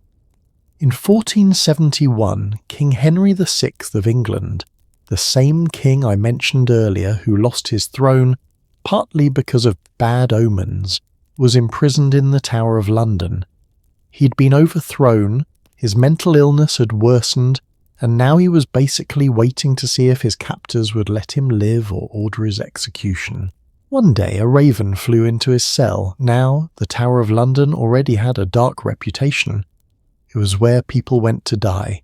And ravens, well, ravens were birds of death, creatures that fed on battlefields and gallows. Henry, according to accounts, saw the raven and simply said, "Ah, so it's time then." 3 days later he was found dead, The official cause was given as melancholy. Basically, he died of sadness. But most historians believe he was murdered, probably smothered with a pillow. Did the raven predict his death? Or did someone planning to kill Henry happen to release a raven in his cell first, to make the murder seem like fulfilled prophecy? To make it seem like God's will rather than political assassination? We don't know. But the raven story spread, and it became one more piece of evidence that Henry had lost God's favour, that his death was cosmically ordained. These kinds of animal omens created a constant atmosphere of dread in medieval courts. Every unusual animal behaviour became potentially significant. If a horse refused to be mounted by the king, that was a bad sign.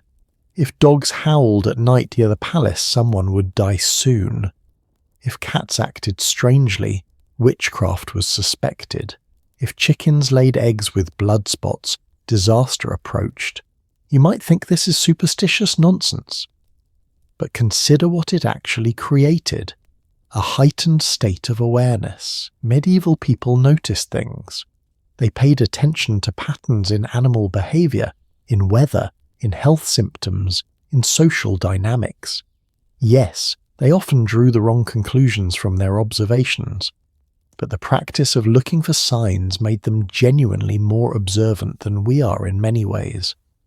When was the last time you really paid attention to bird behaviour, to changes in animal patterns, to subtle shifts in the natural world around you? We're so insulated from nature that we've lost that awareness entirely.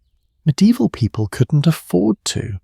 Their lives depended on reading their environment, and sometimes, just sometimes, those observations contained genuine wisdom wrapped in supernatural interpretation. There's a documented case from 1347 when ships arrived at the port of Genoa in Italy, carrying sailors who were sick with what people described as a mysterious illness. But before the ships even docked, witnesses reported that the rats aboard the ships were behaving strangely. Hundreds of them were pouring off the ships, swimming desperately towards shore as if fleeing something. The city officials saw this and interpreted it as an evil omen. They quarantined the ships, refusing to let anyone disembark. The people on board were suffering from bubonic plague, the Black Death. By quarantining those ships based on an omen of fleeing rats, Genoa probably saved itself from being the first city devastated by the plague. The rats weren't fleeing evil spirits. They were fleeing dying humans and seeking new hosts. But the superstitious interpretation led to the correct public health response. Not every omen interpretation was helpful, of course. Sometimes the search for supernatural meaning led to tragedy. In the 1450s, there was a series of unusually severe thunderstorms across northern Europe. Lightning strikes caused numerous fires. Several people were struck and killed by lightning, including a priest who was killed inside his own church, which was particularly disturbing because churches were supposed to be sacred sanctuary. Religious authorities interpreted these storms as signs of God's anger. But anger about what? What sin was so terrible that God was literally hurling lightning at his own churches? Some preachers decided the answer was obvious. Witchcraft. Witches were causing the storms. Witches were corrupting Christian society. The only solution was to root out the witches and burn them. And thus began one of the most horrific periods of witch persecution in European history, partially triggered by bad weather interpreted as supernatural omens. Thousands of people, mostly women, mostly those who were old or poor or socially marginalized, were accused, tortured, and executed. All because people couldn't accept that sometimes storms are just storms. That sometimes lightning strikes churches simply because churches tend to be the tallest buildings in town, with metal bells that attract lightning. The desperate need to find meaning in random events, to believe that nothing happens without supernatural purpose, created monsters out of ordinary people. That's the dark side of omen reading. It can create scapegoats, it can turn tragedy into persecution, It can make coincidence feel like conspiracy. But even knowing this, even seeing the damage that excessive superstition caused, medieval rulers couldn't abandon omens entirely. Because sometimes, just sometimes, the omens revealed truths that rational analysis missed. There's one last story I want to tell you from medieval Europe, and it's perhaps the strangest of all. In 1315, Europe entered what's now called the Great Famine. For 7 years, crops failed across the continent. It rained constantly. Cold, miserable rain that rotted crops in the fields and turned roads into impassable mud. Millions died of starvation. Society began to collapse. And before the famine began, there had been signs, lots of signs. In 1314 there were reports across Europe of strange mists and foul-smelling clouds. People described the air as having a corrupt quality. Fields produced stunted crops. Animals gave birth to deformed offspring more frequently than usual. There were unusual numbers of stillbirths in both animals and humans. Religious authorities and royal advisors interpreted these as omens of coming judgment. They warned that God was preparing to punish Europe for its sins. They recommended fasting, prayer, and penance to avert the coming disaster. Most rulers ignored these warnings. After all, there had been good harvests for decades. The economy was strong. Why would God suddenly become angry? And then the rains came, and didn't stop, and the famine began. In hindsight, those omens were actually environmental warning signs. The strange mists might have been volcanic aerosols from eruptions in Indonesia that were affecting global climate. The corrupt air might have been people noticing genuine changes in atmospheric conditions. The increased birth defects might have been early indicators of nutritional stress in the population. The omens were real, but they weren't supernatural messages from God. They were environmental data that people lacked the scientific framework to interpret correctly. Medieval people were reading the signs accurately. They just had the wrong explanation for what was causing them. And that, to me, is the most fascinating thing about medieval omens. They weren't entirely irrational. They were early attempts at a kind of predictive analysis, using the only interpretive frameworks available at the time. Were kings foolish to believe in them? Or were they wise to pay attention to unusual patterns, even if they misunderstood the mechanism? I think the answer is both, and neither. They were human beings, doing their best with limited information in a terrifying world. But some medieval rulers took superstition further than others. Some became so obsessed with omens and prophecies that they built their entire reign around them. Some trusted astrologers more than generals, consulted prophets more than counselors, and made decisions based on star charts rather than strategy. And nowhere is this more dramatically illustrated than in the story of England's Henry VIII, a king who let astrologers whisper in his ear while he tore apart a kingdom, a church, and 6 different marriages, all because the stars told him he deserved a son. Henry VIII is remembered for many things: 6 wives, 2 of whom he'd beheaded, breaking with the Catholic Church to create the Church of England, the magnificent portrait of him standing with his legs wide, dripping in jewels and furs, radiating power and menace. But here's what most people don't know. Henry was utterly obsessed with astrology. He didn't just consult astrologers occasionally for entertainment. He based major decisions, marriages, executions, military campaigns, religious policy, on what the stars supposedly told him. He employed multiple astrologers at court simultaneously, sometimes playing them against each other to get the interpretation he wanted. And when their predictions didn't come true, when reality refused to match what the heavens supposedly promised, well, being Henry's astrologer was one of the most dangerous jobs in Tudor England. Let me paint you a picture of what this actually looked like. It's January 1533. Henry has been trying to divorce his first wife, Catherine of Aragon, for 6 years. 6 agonizing years of negotiations with the Pope, with the Catholic Church, with anyone who might give him permission to end his marriage. Why? Because Catherine hasn't given him a male heir. She's had multiple pregnancies, multiple miscarriages, and only one surviving child, a daughter, Mary. Henry is desperate for a son, desperate in a way that's hard for us to fully understand. This isn't just ego. This is politics. The last time England didn't have a clear male heir, the country tore itself apart in the Wars of the Roses. Henry genuinely believes that without a son, England will descend into civil war after his death, and he's fallen completely, obsessively in love with a woman named Anne Boleyn, who is conveniently younger and might be able to give him that son, but the Pope won't grant the divorce. Catherine refuses to quietly step aside. Henry is stuck. So Henry does something that will change English history forever. He consults his astrologers, and they tell him exactly what he wants to hear. The chief astrologer at this time was a man named Nicholas Kratzer, German, brilliant mathematician, genuinely skilled at astronomical calculations. Kratzer cast horoscopes for both Henry and Anne, and according to the charts he drew up, their union was blessed by the stars. Venus was in an favourable position. Jupiter promised fertility. The alignment of Mars suggested that their children would be strong, powerful, destined for greatness. Most importantly, Kratzer's charts predicted that Anne would give Henry a son.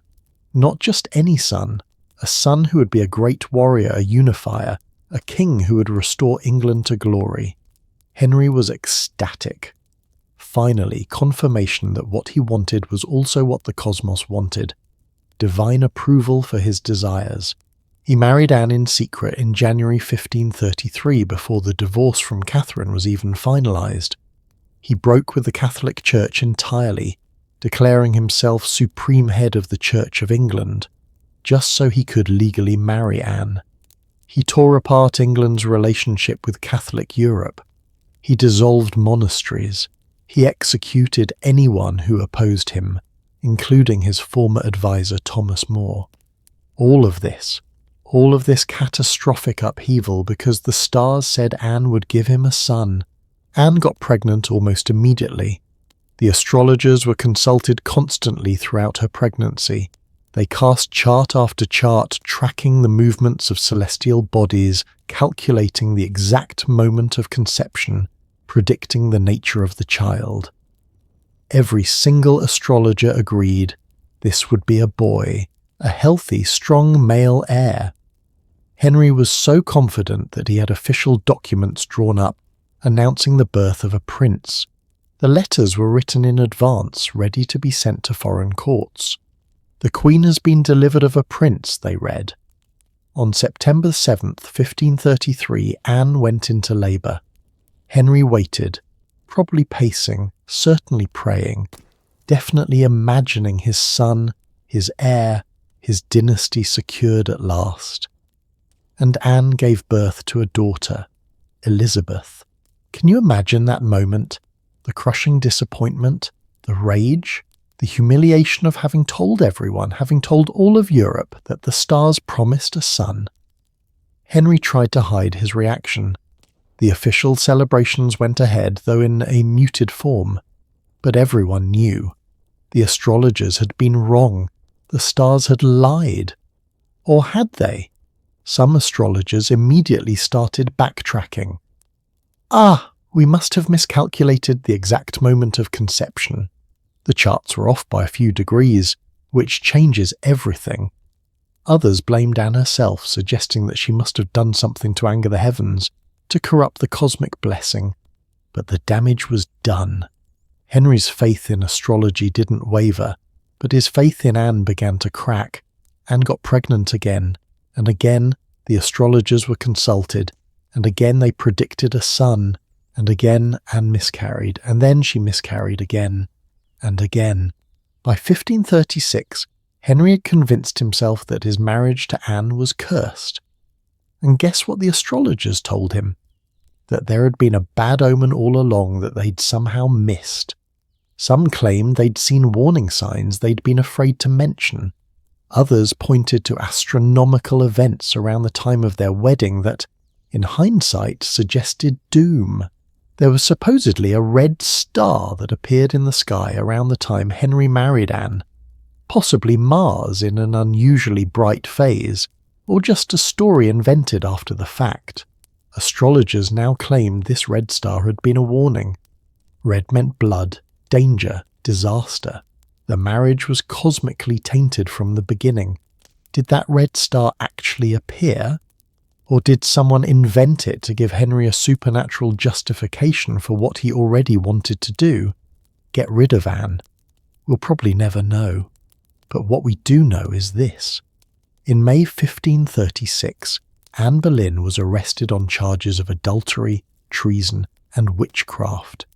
She was tried in a court where the verdict was predetermined, and on May 19th, 1536, she was beheaded at the Tower of London. Before her execution, Anne supposedly said, "I heard say the executioner was very good, and I have a little neck." Then she laughed. 'Cause what else can you do when you're about to be killed because the stars lied to your husband? Henry married Jane Seymour, wife number 3, just 11 days after Anne's execution. 11 days. He'd probably been planning it for months, waiting for the right astrological moment, and this is where it gets darkly funny.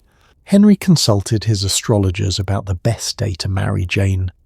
They calculated planetary positions, lunar phases, the positions of various stars. They determined that late May 1536 was an auspicious time for a new marriage that would produce male heirs. Jane got pregnant. The astrologers were consulted constantly. They predicted, you can probably guess, a son, and this time they were right. On October 12, 1537, Jane gave birth to Edward, Henry's long-awaited male heir. Henry was overjoyed. The astrologers were vindicated. See? They'd been right all along. The earlier predictions hadn't been wrong, they'd just been about the wrong wife. But Jane died 12 days after giving birth, probably from postnatal complications or infection. And the astrologers? They claimed they'd seen warning signs of her death in the stars, but they'd been afraid to tell the king because he was so happy about finally having a son. Do you see the pattern? When predictions came true, the astrologers took credit. When predictions failed, there was always a reason, miscalculation, misinterpretation, or convenient omens that had been overlooked, but could now be pointed to in hindsight. And Henry kept believing, through 3 more wives, through years of paranoia, executions, religious upheaval, and political chaos. He never stopped consulting the stars, but it wasn't just about marriages. Henry used astrology to plan military campaigns, and the results were mixed. In 1544, Henry decided to invade France. He was 53 years old, massively overweight, suffering from painful ulcers on his legs, but still convinced he was destined to reclaim English territories in France. His astrologers drew up charts for the campaign. They calculated the most auspicious dates for crossing the Channel, for laying siege to French cities, for major battles. The campaign was a disaster. It cost enormous amounts of money, achieved almost nothing, and Henry had to be carried around on a litter because he could barely walk. But when he returned to England, did he blame the astrologers? Did he execute them for giving him bad advice? No. He blamed the French for not fighting fairly. He blamed his generals for not following the astrological timing precisely enough.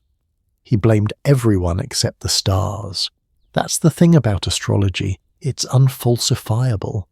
There's always a way to explain why predictions didn't come true that doesn't require abandoning belief in astrology itself. The stars don't lie, Henry's astrologers would say, but reading them is difficult. The smallest miscalculation can change everything. It's the perfect system for a king who wants to believe he's making divinely guided decisions while actually just doing whatever he wanted anyway. Now, Henry wasn't unique in his astrological obsession. Most European courts in the 16th century employed astrologers, but Henry took it further than most. He personally studied astrology, owned multiple astrology texts, and would argue with his astrologers about their interpretations. There's a recorded incident where one of Henry's astrologers, a man named William Parran, predicted that the king would live to be very old, into his 80s or 90s. Henry loved this prediction. He rewarded Parran generously and made sure everyone at court knew that the stars promised him a long life. But then Parran made a mistake. He predicted that 1503 would be a peaceful, prosperous year for England. Instead, 1503 saw several minor rebellions, bad harvests, and an outbreak of sweating sickness. Parran tried to revise his predictions, claiming he'd been misunderstood, but the damage was done. He disappeared from court records shortly after. Nobody knows exactly what happened to him, but given Henry's temperament, it probably wasn't pleasant. This created a perverse incentive for astrologers. Tell the king what he wants to hear and be rewarded. Tell him uncomfortable truths and risk execution. So naturally, astrologers learn to craft their predictions carefully, vague enough to be interpreted multiple ways, positive enough to keep the king happy, but with enough caveats that they could claim they'd been right all along regardless of what actually happened. The stars indicate great success in your endeavours, provided that your enemies do not employ treachery, and provided that weather conditions remain favourable, and provided that your advisors follow your wise counsel precisely. See? If anything goes wrong, it's not the stars' fault. It's treachery or weather or incompetent advisors. The most skilled astrologers were essentially therapists and spin doctors wrapped in mystical robes. They told powerful men what they wanted to hear while giving themselves escape hatches for when reality didn't cooperate. But sometimes, astrology did influence Henry's decisions in genuinely significant ways, and not always for the worse. In 1536, the same year Anne Boleyn was executed, there was a massive rebellion in northern England called the Pilgrimage of Grace. Tens of thousands of people rose up against Henry's religious reforms, demanding the restoration of Catholic monasteries and traditional practices. It was the most serious threat to Henry's rule during his entire reign. Henry's generals wanted to immediately march north with a large army and crush the rebellion with overwhelming force, but Henry's astrologers advised against it.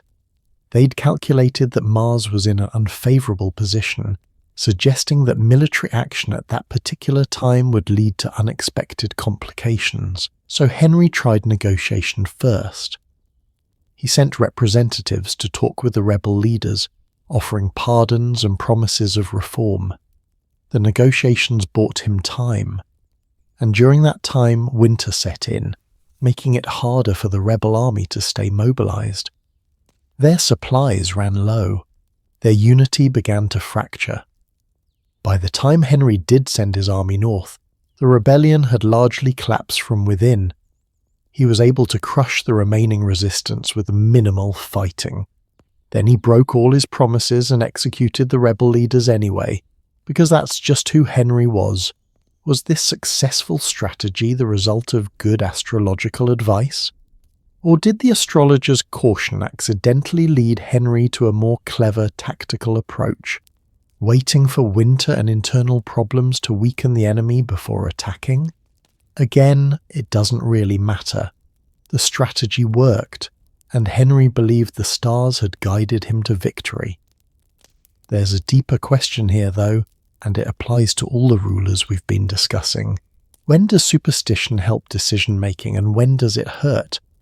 Believing in omens and astrology forced Henry to pause and consider. It gave him a framework for thinking about timing, about favourable conditions, about when to act and when to wait. That's not necessarily a bad thing.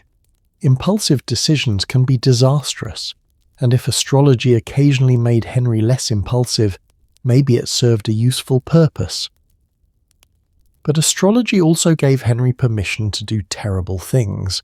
It gave him cosmic justification for executing wives, for religious persecution, for wars of vanity. The stars say this is the right course, is a very convenient excuse when you're doing something morally questionable, and it made him vulnerable to manipulation. People who understood what Henry wanted to hear could use astrological predictions to influence him. Give the king the prediction he desires, and you can guide his hand toward your own goals. Anne Boleyn's enemies almost certainly used this tactic. When they wanted to destroy her, they found astrologers willing to discover bad omens associated with her. When they wanted to promote Jane Seymour, they found astrologers willing to predict that she would bear healthy sons. Astrology became a tool of court intrigue, a weapon in the constant power struggles around the throne, and the people who suffered most were the ones who couldn't afford their own astrologers, the common people who had no say in policies justified by stars they couldn't read, the wives who were discarded or executed because celestial calculations said they were incompatible with the king, the counsellors who gave good advice but were ignored because it contradicted the horoscopes. When a king believes the universe is speaking specifically to him, everyone else's voice becomes less important. Henry died in January 1547 at age 55, not in his 80s or 90s as the astrologers had promised. He was morbidly obese, probably suffering from type 2 diabetes with infected leg ulcers that never healed. His final years were marked by paranoia, pain, and rage. In his last days, did he ask his astrologers why the stars had been wrong about his longevity? Did he question whether any of it had been real? We don't know. The records don't tell us. But we do know that right up until the end, he kept astrologers at his bedside, asking them to calculate the most favourable times for taking medicine, for receiving visitors, for making his final confession. Even facing death, he was looking to the stars for guidance. And his son Edward, the son he'd destroyed so much to have, the male heir who was supposed to secure the Tudor dynasty, ruled for only 6 years before dying at age 15, probably of tuberculosis. The Tudor male line ended with him. All that destruction, all that upheaval, all those deaths. And the dynasty passed to women anyway, first to Mary, Catherine of Aragon's daughter, and then to Elizabeth, Anne Boleyn's daughter. The daughter Henry had been so disappointed by at birth became Elizabeth I, one of England's greatest monarchs. The stars hadn't known, the astrologers hadn't predicted, and all of Henry's desperate attempts to control his destiny through cosmic fortune-telling had achieved nothing he intended. There's a bitter irony in that, but there's also a kind of justice. While Henry was obsessing over English horoscopes across the Channel in France, another monarch was developing an equally strange superstition. But Louis XIV's fear wasn't about stars or omens. It was about something much more specific, much more peculiar, and in some ways much more psychologically revealing. Louis XIV, the Sun King, the most powerful monarch in Europe, the man who built Versailles and declared "L'État c'est moi," I am the state, lived in absolute terror of wax figures, of dolls, of tiny replicas of himself, and that fear would shape the court of Versailles in ways that are stranger than any fiction. Louis XIV was perhaps the most powerful monarch in European history. He ruled France for 72 years, the longest reign of any major European monarch. He built Versailles, one of the most magnificent palaces ever constructed. He centralized absolute power in his own hands to a degree that previous kings had only dreamed of. He literally called himself the Sun King because he believed all of France should orbit around him. And this man, this embodiment of absolute confidence and power, was terrified of dolls. Specifically, he was terrified of wax figures, effigies, small replicas of himself made from wax or clay or wood. because in 17th century France there was a widespread belief that if someone created a figure of you and performed certain rituals on it, they could control you, curse you, kill you from a distance. This wasn't just superstition, this was witchcraft, and Louis XIV believed in it absolutely. Let me give you a sense of how serious this was. In the 1660s, when Louis was still a young king consolidating his power, there was a scandal involving his mistress, a woman named Louise de la Vallière. Louise fell out of favour and was replaced by a new mistress, Madame de Montespan. And Montespan wanted to make sure she stayed in the king's favour, so she hired a woman named Catherine Monvoisin, known as La Voisin, who was basically the most famous fortune-teller and occultist in Paris. La Voisin promised Montespan that she could create love spells that would keep the king devoted to her forever. What did these love spells involve? According to the testimony that came out later during the trial, La Voisin and her associates created wax figures of the king. They performed what they called black masses over these figures, twisted versions of Catholic rituals involving sacrifices and incantations. They mixed potions containing various substances, some herbal, some far more disturbing. And for a while Montespan remained the king's favourite. She bore him 7 children. She had enormous influence over court decisions. She seemed untouchable. But then, in 1679, the entire thing unravelled in what became known as the Affair of the Poisons. An investigation revealed that La Voisin and her network weren't just performing love spells. They were selling poisons to aristocratic women who wanted to murder inconvenient husbands. They were performing fake exorcisms. They were conducting ceremonies that involved infant sacrifice. Whether these sacrifices actually happened or were just lurid rumours is still debated by historians, but the accusations were made under torture and taken seriously at the time. When the investigation reached Madame de Montespan, when it was revealed that the king's own mistress had been involved with these occultists, Louis XIV personally shut down the investigation. He ordered all records sealed. Many witnesses were imprisoned for life without trial, essentially buried alive in fortress prisons to prevent them from talking about what they knew. Was Louis protecting Montespan? Or was he protecting himself, preventing the world from knowing that someone had been performing magic rituals on wax figures of him? We'll never know the full truth because Louis made sure the evidence disappeared. But what we do know is that after this scandal, Louis became obsessed with preventing anyone from creating images of him without permission. All portraits of the king had to be officially approved, sculptures required royal authorization, and wax figures absolutely forbidden. If anyone was caught with a wax effigy of the king, it was treated as an act of treason, because the assumption was that if you had a wax figure of the king, you were planning to use it for witchcraft. This wasn't paranoia without precedent. Throughout medieval and early modern Europe, there were documented cases, or at least documented accusations, of people using effigies for harmful magic. In 1324 in Ireland, a woman named Alice Keitler was accused of creating wax figures of her husband and neighbours to control and harm them. She was one of the first recorded victims of witchcraft persecution in Ireland. In 1441, in England, Eleanor Cobham, Duchess of Gloucester, was accused of trying to kill King Henry VI using wax effigies melted slowly over fire. The idea being that as the wax melted, the king would waste away and die.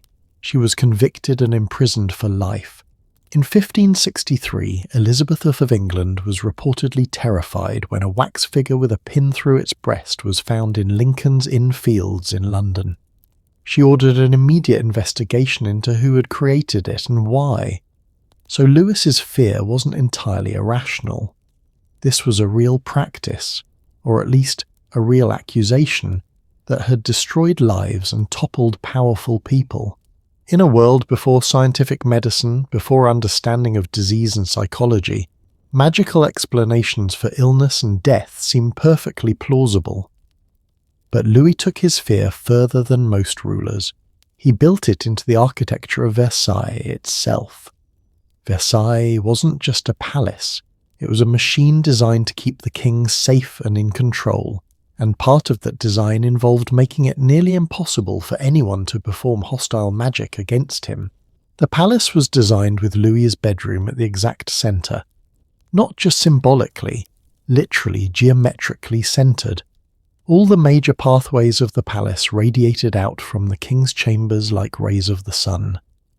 The idea was that Louis, as the Sun King, should be at the centre of everything, with everything flowing toward and away from him. But this design also served a protective function, with the king at the centre, surrounded by layers of rooms and corridors and guards and courtiers. It was nearly impossible for an enemy to get close enough to steal a personal item, a hair, a piece of clothing, bodily fluids, that could be used to create a sympathetic magical link. Because that's how effigy magic supposedly worked.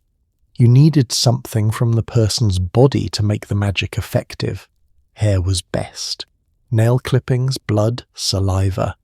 Even clothing that had absorbed sweat. Without that personal connection, the wax figure was just a doll. So Louis's daily routine was designed to prevent theft of personal items. His clothes were guarded before he wore them and after. His bedding was changed by trusted servants under supervision. His food preparation was monitored obsessively, partly to prevent poison, but also to prevent magical contamination. Even his chamber pot was closely guarded. Yes, really. Because in magical thinking, nothing was more personally connected to you than your bodily waste. If someone got access to that, well, they could theoretically work very powerful magic. It sounds absurd to modern ears. But to Louis and his court, this was serious business. This was life and death. And the fear wasn't just about death. It was about control. The idea that someone could use magic to control the king's mind, to influence his decisions, to puppet him from a distance. That was perhaps even more terrifying than assassination. Because how would you know if you're being magically influenced? Would you even realize it? Would your thoughts feel like your own? Or would you just make decisions that seemed reasonable at the time, but were actually being guided by someone else's malicious intent? This is where superstition becomes genuinely paranoia-inducing, because it's unfalsifiable. Any mistake, any bad decision, any moment of confusion could potentially be evidence of magical interference. The more you believe in this kind of magic, the less you can trust your own mind. Louis dealt with this fear by constructing elaborate rituals that he believed would protect him. Every morning he participated in a ceremony called the lever, the rising. Court officials would enter his bedchamber in strict order of rank, each with specific duties. The process of dressing the king was ceremonial, with each piece of clothing handled by different people according to protocol. This wasn't just royal pageantry, it was protective magic disguised as etiquette. By having multiple people involved in every aspect of his daily routine, Louis ensured that no single person had unsupervised access to his personal possessions. It was crowdsourced security through ritual, but Louis's superstitions went beyond fear of wax figures. He was deeply invested in lucky numbers, auspicious colours, and mystical symbolism. The number 14 was particularly important to him. He was Louis XIV, the 14th. He believed this number was cosmically significant to his destiny. Many of the architectural features of Versailles incorporate multiples of 14. State ceremonies often involved 14 participants, or 14 repetitions of certain actions. Was there any real power in this numerology? Of course not. But it gave Louis a sense of control, a feeling that he was aligned with cosmic patterns. And for a king who had survived a civil war in his childhood, the Fronde Rebellion, which traumatized young Louis and shaped his entire approach to kingship, Any sense of control was precious. See, Louis hadn't always been the all-powerful Sun King. When he was a child, he'd experienced real powerlessness. During the Fronde, aristocratic rebels had actually broken into the royal palace, had stood over his bed while he pretended to sleep, checking that the royal family was still in Paris and not fleeing. That violation, that moment of absolute vulnerability, never left him. Versailles, with all its elaborate rituals and protective superstitions, was Louis's response to that childhood trauma. He created a world where he was always in control, always protected, always at the centre, always safe. But safety came at a cost. The rituals became suffocating. Court life at Versailles was incredibly rigid, with every action prescribed, every moment choreographed. Nobles competed for the privilege of handing the king his shirt or holding his candle, not because these were meaningful activities, but because proximity to the king meant power, and Louis, at the centre of this elaborate machine, became increasingly isolated. How do you have genuine relationships when every interaction is ritualized? How do you trust anyone when you believe people might be using magic against you? There's a poignant story from later in Louis's life that illustrates this isolation. In his 70s, after most of his family had died, his son, multiple grandchildren, even great-grandchildren struck down by disease, Louis was essentially alone. He'd outlived almost everyone he loved. One evening, he supposedly said to one of his few remaining confidants, "I've built the greatest palace in the world, and I'm more alone in it than a hermit in the desert." The superstitions that were meant to protect him had also imprisoned him. But Louis's belief in protective magic led to one practice that's actually survived to this day, though most people don't know its origins. Louis believed that blessed medals and religious relics could provide protection against both physical and spiritual threats. He commissioned special medals featuring his image on one side and various saints on the other, which he could give to favoured courtiers, soldiers and officials. The idea was that these medals, blessed by the church, created a spiritual connection between the bearer and the king. Anyone carrying the king's medal was under royal protection, both legally and, Louis believed, supernaturally. This practice of royally issued protective medals spread throughout European courts and eventually evolved into various military and civic honours that we still have today. The idea that a piece of metal blessed by authority can provide protection became secularized into medals of bravery, service and achievement.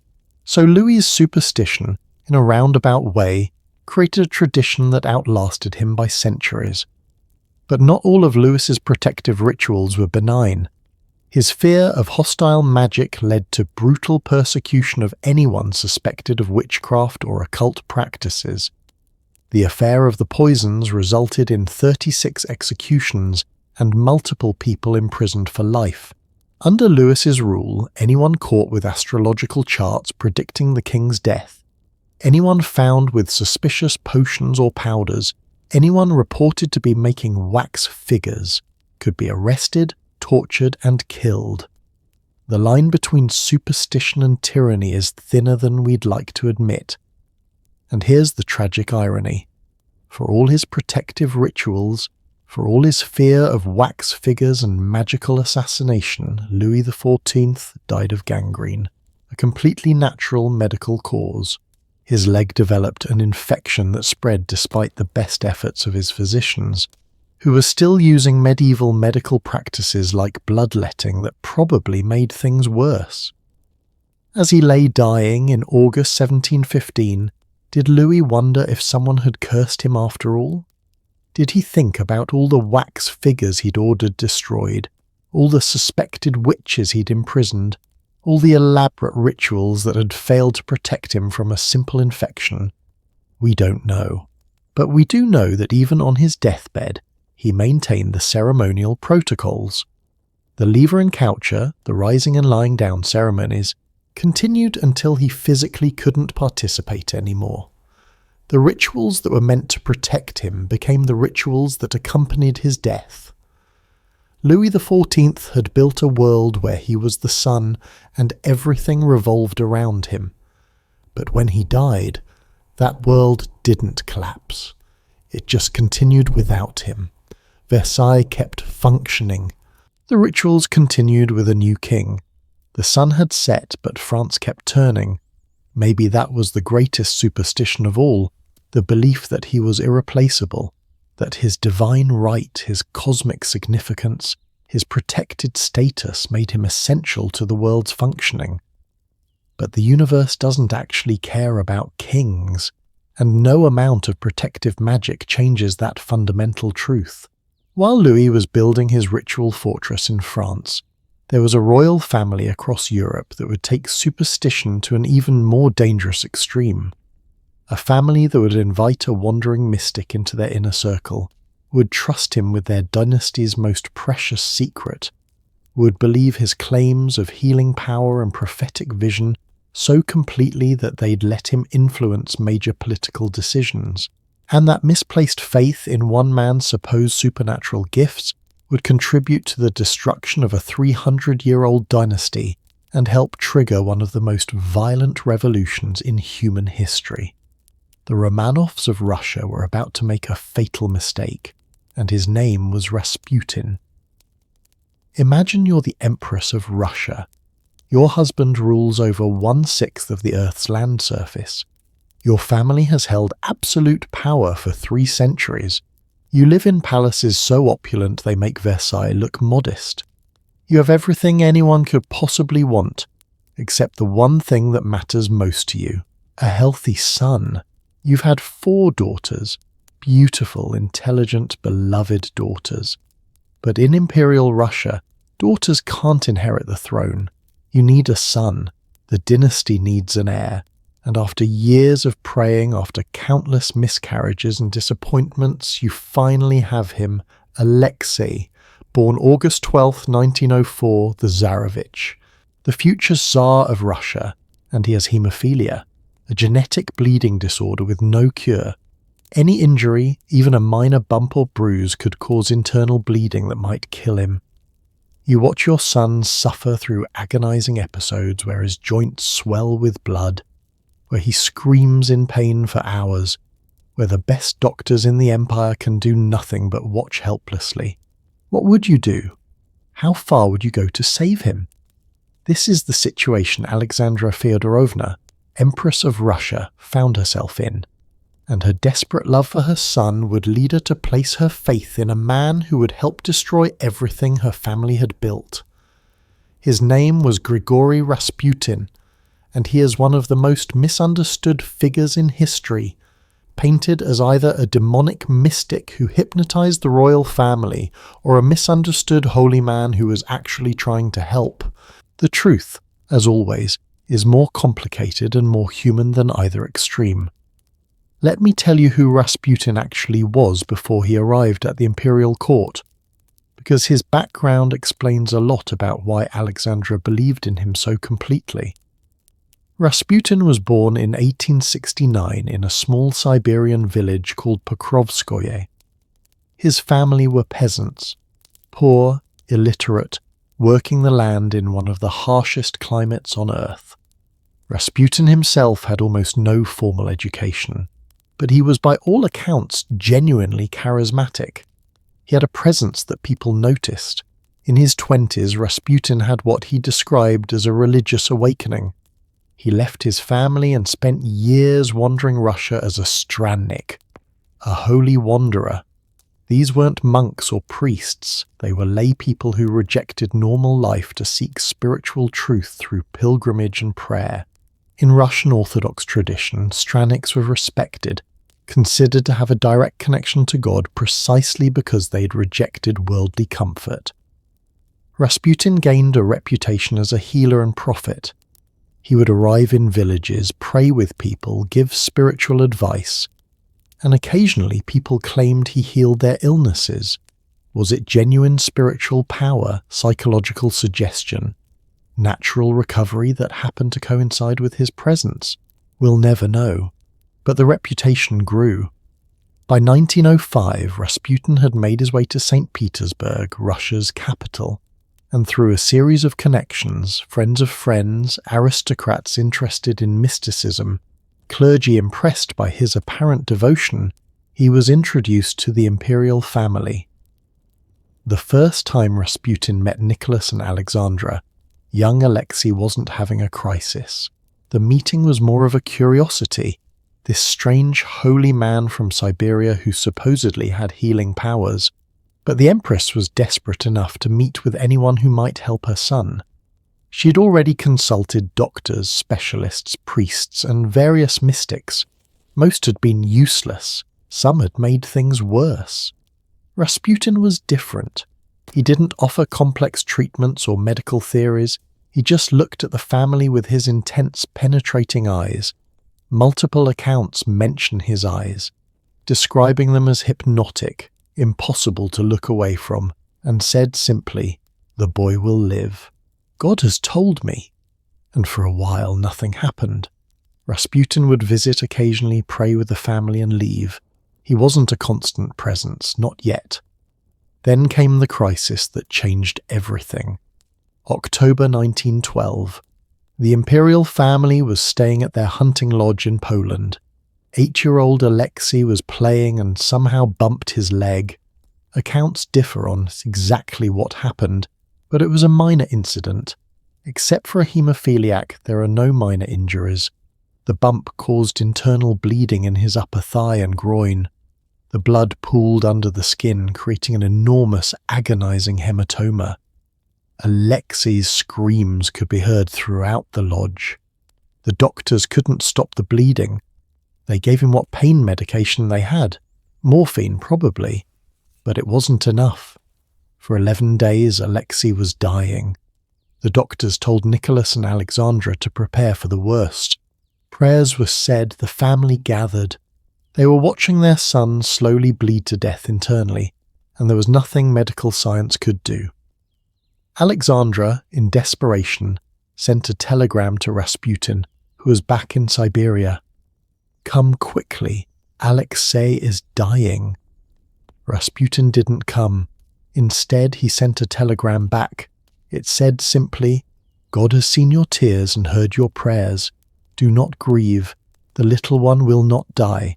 Do not allow the doctors to bother him too much." And within hours of receiving that telegram, Alexei's bleeding stopped. The crisis passed. The boy began to recover. Now, here's where we need to pause and really think about what might have happened. Because this event, this seemingly miraculous recovery, convinced Alexandra that Rasputin had supernatural healing powers. And that belief would shape the next 5 years of Russian history. What actually happened? We don't know for certain, but there are several medical theories. One, the doctors had been constantly examining Alexei, moving him, trying various treatments. Aspirin had recently been discovered and was being used widely, and aspirin thins the blood, which would make haemophilia worse. If Rasputin's telegram led the Empress to order the doctors to leave Alexei alone, to stop administering medications, that cessation might have allowed the boy's body to finally begin clotting naturally. 2. Rasputin might have had genuine insight into the psychological component of pain. Haemophilia isn't just about bleeding. Stress and anxiety can actually make episodes worse by raising blood pressure and heart rate. Rasputin's calm, confident presence and reassuring words might have genuinely helped Alexei relax, which would have helped his body stabilize. 3. The timing might have been pure coincidence. Haemophilia episodes, even severe ones, eventually resolve as the body forms clots. The crisis might have been near its natural end when Rasputin's telegram arrived, and Alexandra associated the two events causally when they were merely correlated. But whatever the medical reality, the psychological impact was absolute. From Alexandra's perspective, Rasputin had saved her son from across 1,000 miles of distance, with nothing but a prayer and a telegram. That was miracle enough to earn eternal devotion. From that point on, Rasputin became indispensable to the imperial family. Anytime Alexei had a bleeding episode, and there were many, Alexandra would summon Rasputin, and remarkably, consistently, Rasputin's presence seemed to help. Sometimes the boy would calm down, sometimes the bleeding would slow, sometimes the crisis would pass more quickly than the doctors expected. Was this supernatural?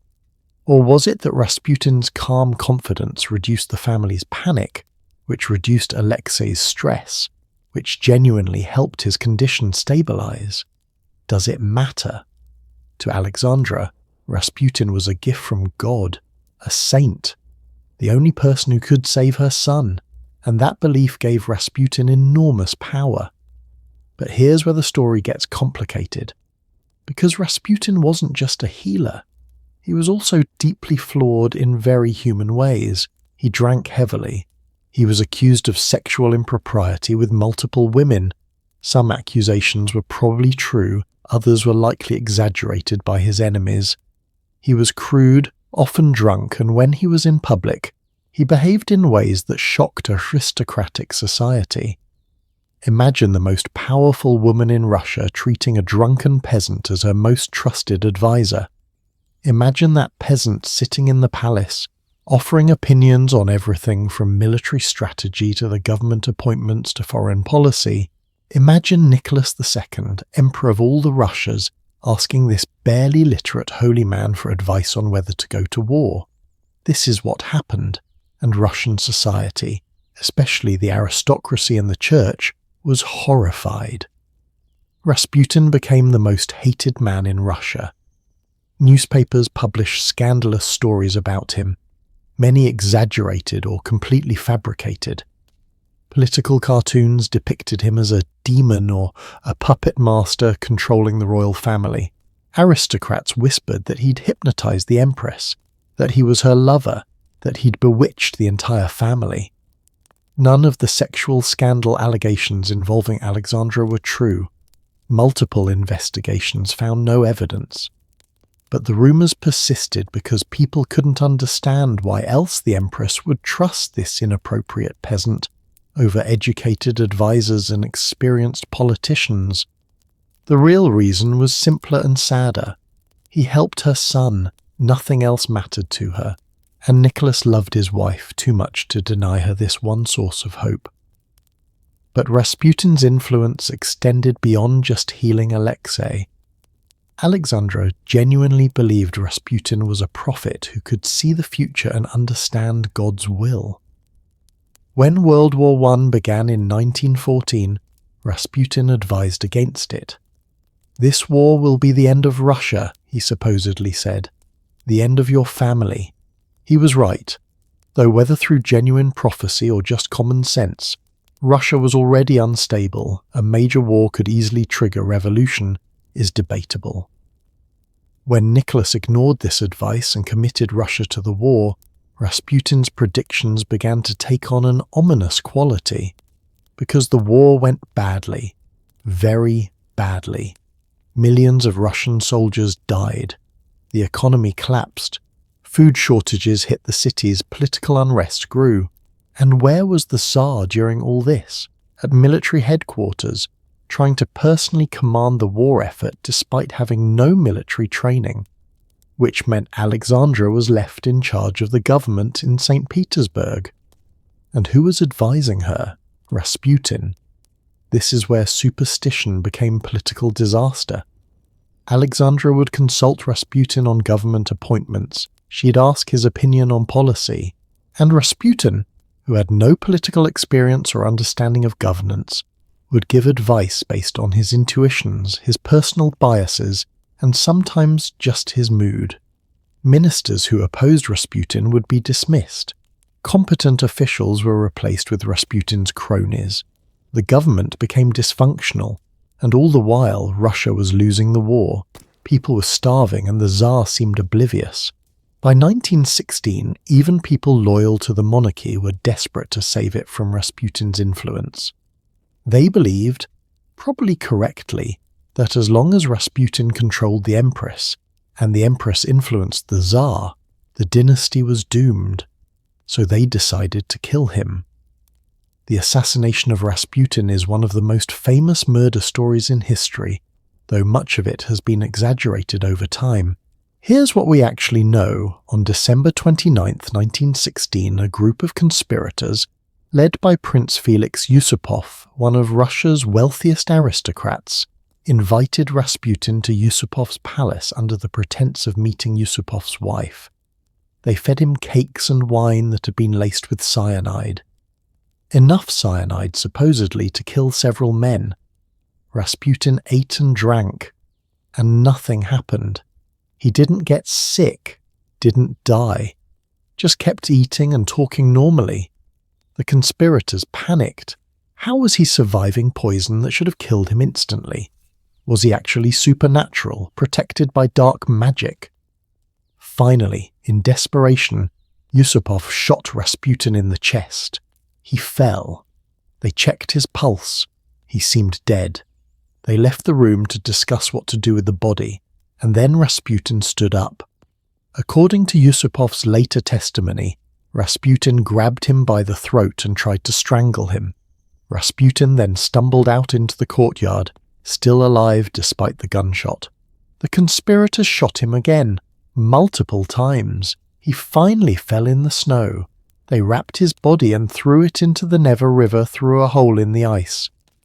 When the body was recovered days later, the autopsy suggested that Rasputin was still alive when he hit the water, that he'd drowned, that he'd survived the poison, survived multiple gunshots, and only died by drowning. This story has been told and retold, becoming more dramatic each time. Modern historians doubt many of the details. The cyanide probably wasn't as concentrated as claimed. It degrades over time and might have been old. Rasputin's apparent resurrection might have been a dying convulsion rather than genuine consciousness.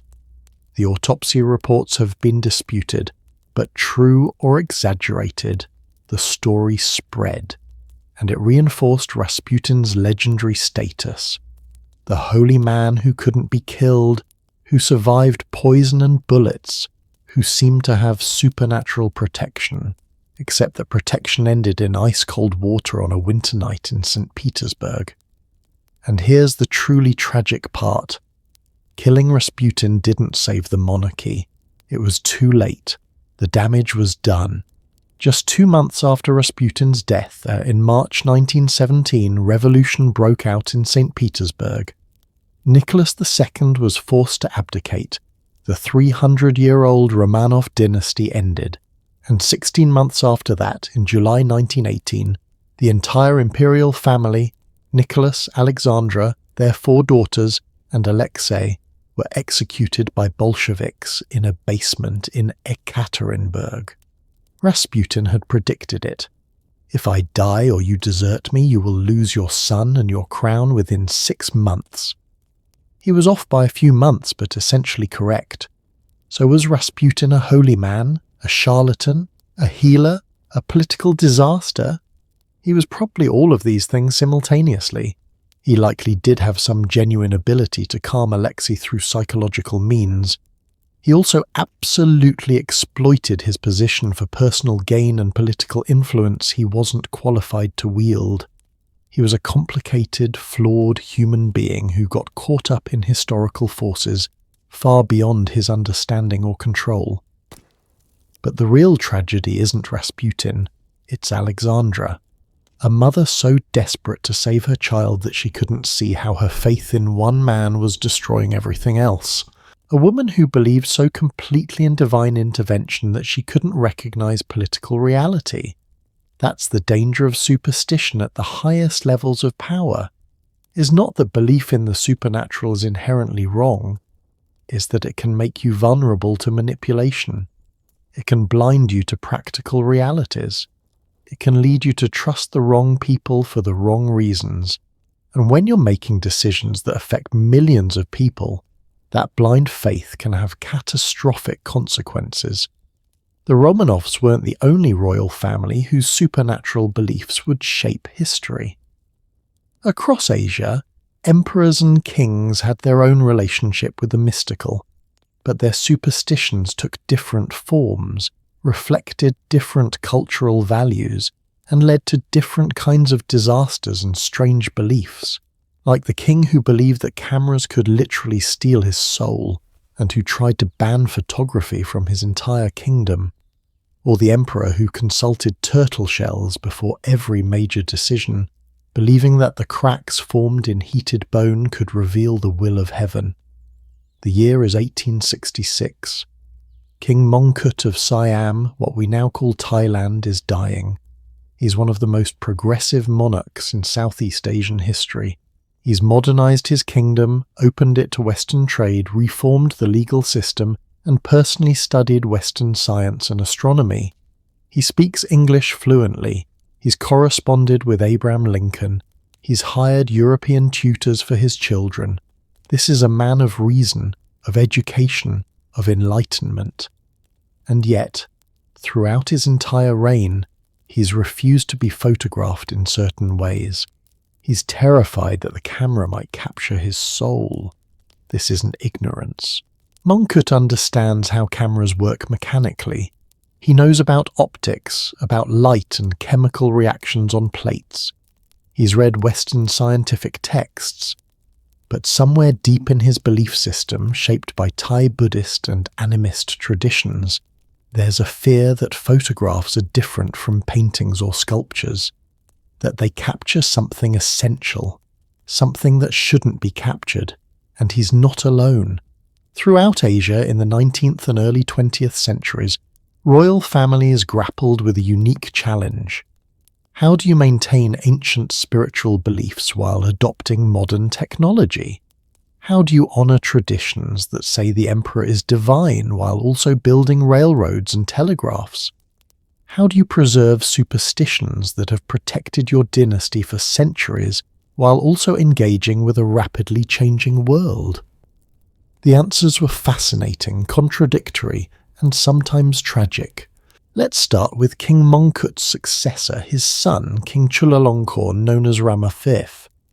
He ruled Siam from 1868 to 1910, and he faced this tension even more intensely than his father. Rama V wanted to modernize Siam. He'd seen what happened to countries that resisted Western influence.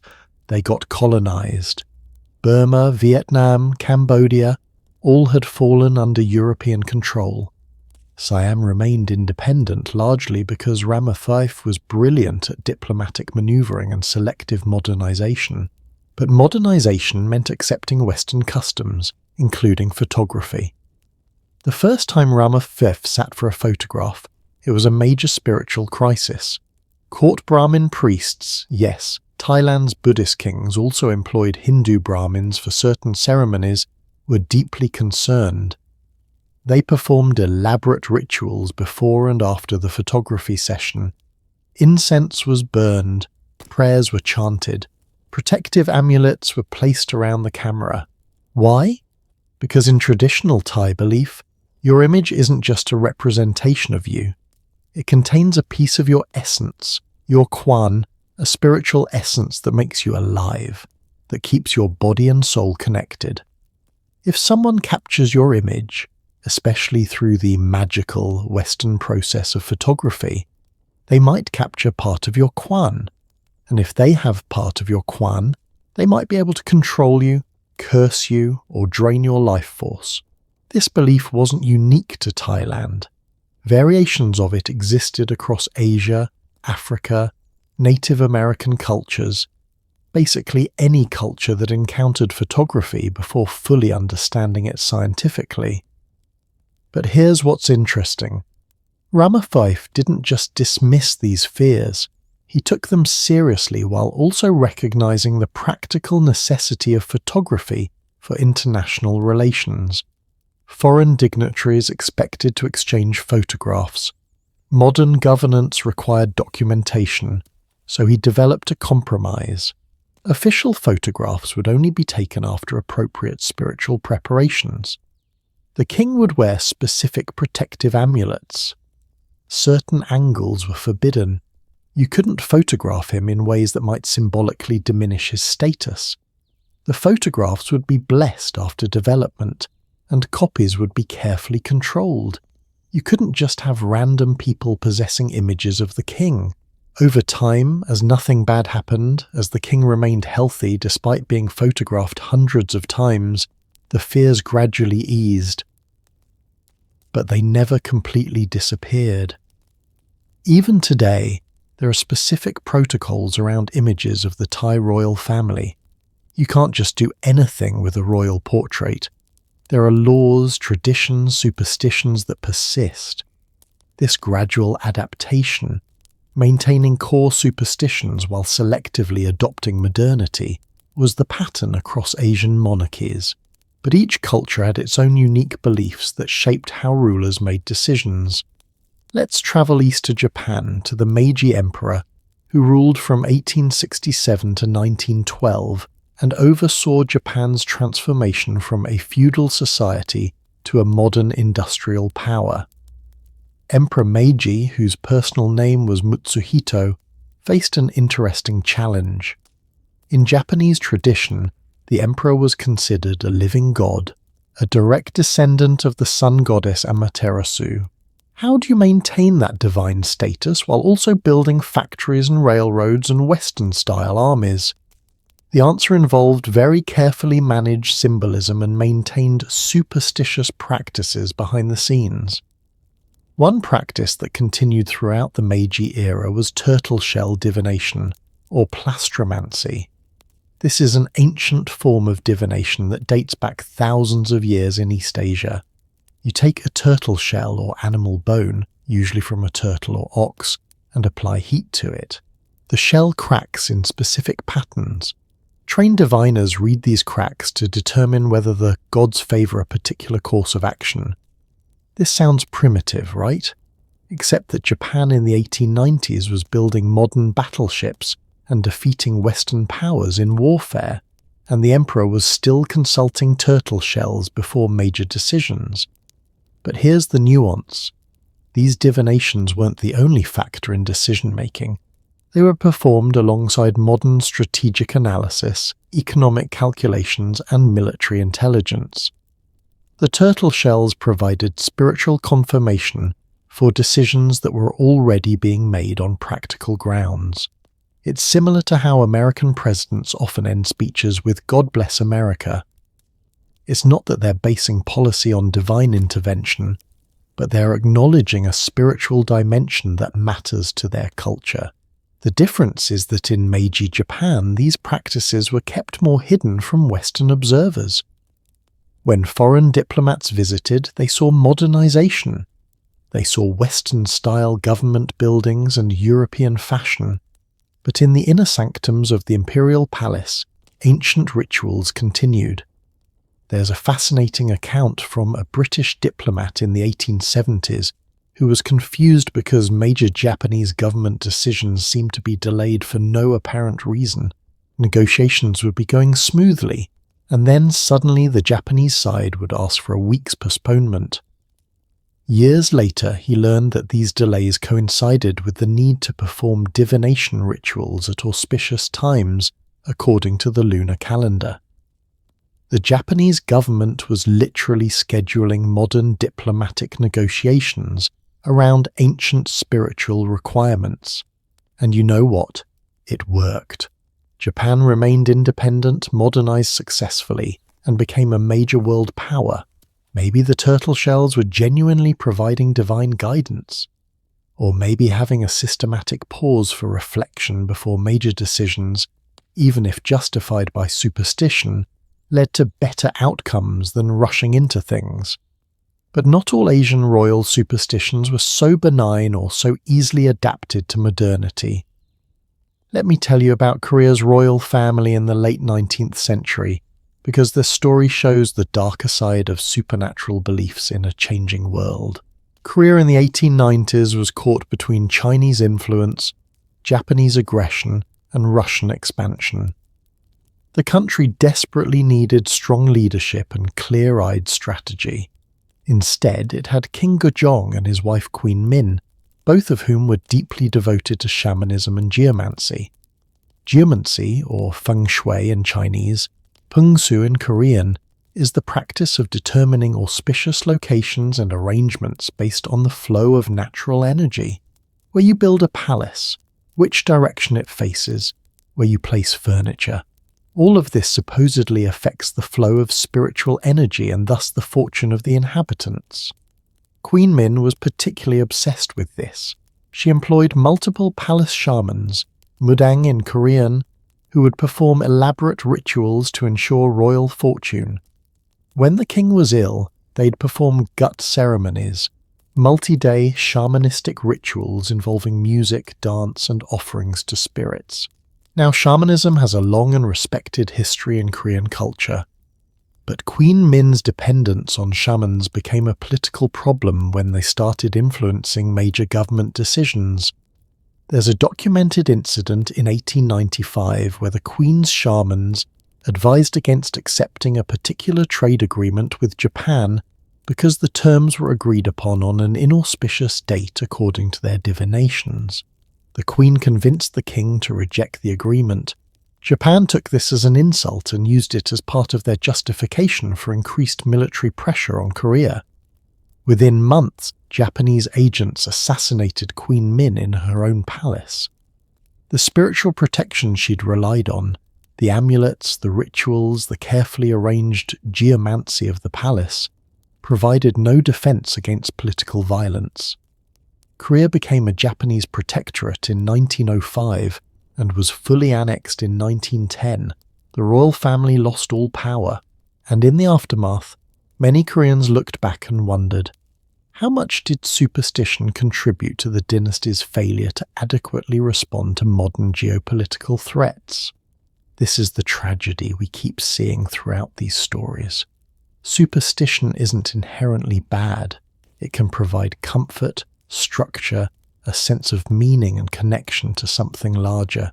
But when it replaces practical analysis, when it becomes the primary basis for major decisions, when it makes leaders vulnerable to manipulation by supposed spiritual experts, it can be catastrophic. Let's shift to Vietnam, where emperors faced similar challenges but developed different superstitious adaptations. Vietnamese emperors of the Nguyen dynasty, which ruled from 1802 to 1945, maintained elaborate systems of omens based heavily on Chinese traditions, but with local variations. One unique Vietnamese royal superstition involved dragons. In Vietnamese cosmology, the emperor was connected to the dragon, a symbol of power, wisdom, and divine authority. But unlike Chinese dragons, which were consistently positive symbols, Vietnamese dragon omens could be ambiguous. If someone reported seeing a dragon, or more likely, a large snake or unusual cloud formation that resembled a dragon, it would trigger an immediate investigation. Court scholars would analyze the exact location, direction, color, and behavior of the supposed dragon. Different interpretations could mean anything from divine blessing to serious warning. There's a recorded incident from 1847 when fishermen reported seeing a golden dragon rise from the sea near Hue, the imperial capital. Emperor Tri took this extremely seriously. He ordered 3 days of fasting and prayer throughout the empire. Scholars debated the meaning. Some said it meant the emperor's reign was blessed. Others warned it meant changes were coming. Within 5 years, French warships arrived and began the colonization of Vietnam. The Golden Dragon was retroactively interpreted as a warning that had been insufficiently heeded. Do you see the pattern? So many of these omens are interpreted after the fact. When good things happen, the omens are said to have predicted it. When bad things happen, the omens are said to have warned about it but been misunderstood or ignored. It's a system that can never be proven wrong because it's always flexible enough to explain whatever actually happens. But perhaps the most elaborate system of royal superstitions in Asia belonged to the Burmese kings. Before British colonization, Burmese kings maintained what might have been the most complex astrological and supernatural advisory system in the world. Burmese kings employed not just astrologers but specialists in different types of divination. Natau, astrology; Bedin, traditional medicine intertwined with spiritual diagnosis; and various forms of alchemy. Major decisions required consulting multiple specialists whose predictions often contradicted each other. King Mindon, who ruled from 1853 to 1878, was particularly devoted to astrological timing. He wouldn't sign any document unless astrologers confirmed it was an auspicious time. He wouldn't receive foreign ambassadors on inauspicious dates, which created enormous diplomatic friction with British representatives who couldn't understand why meetings would be suddenly cancelled. There's a darkly humorous account from British colonial records where a British diplomat was left waiting for 3 weeks because the king's astrologers kept finding problems with the proposed meeting times. The diplomat wrote to London, "I have negotiated with Chinese mandarins, Indian maharajas and Ottoman viziers, but I've never encountered anything as frustrating as trying to schedule a meeting with a king who consults the stars before agreeing to see me." But the most extreme example of Asian royal superstition might be the practice, found in several Southeast Asian kingdoms, of royal white elephants.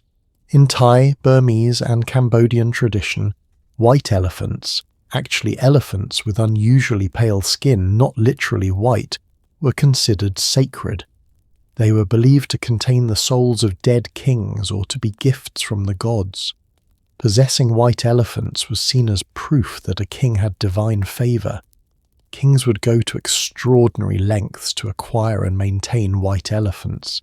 Enormous resources would be devoted to their care. Special buildings, dedicated caretakers, elaborate rituals.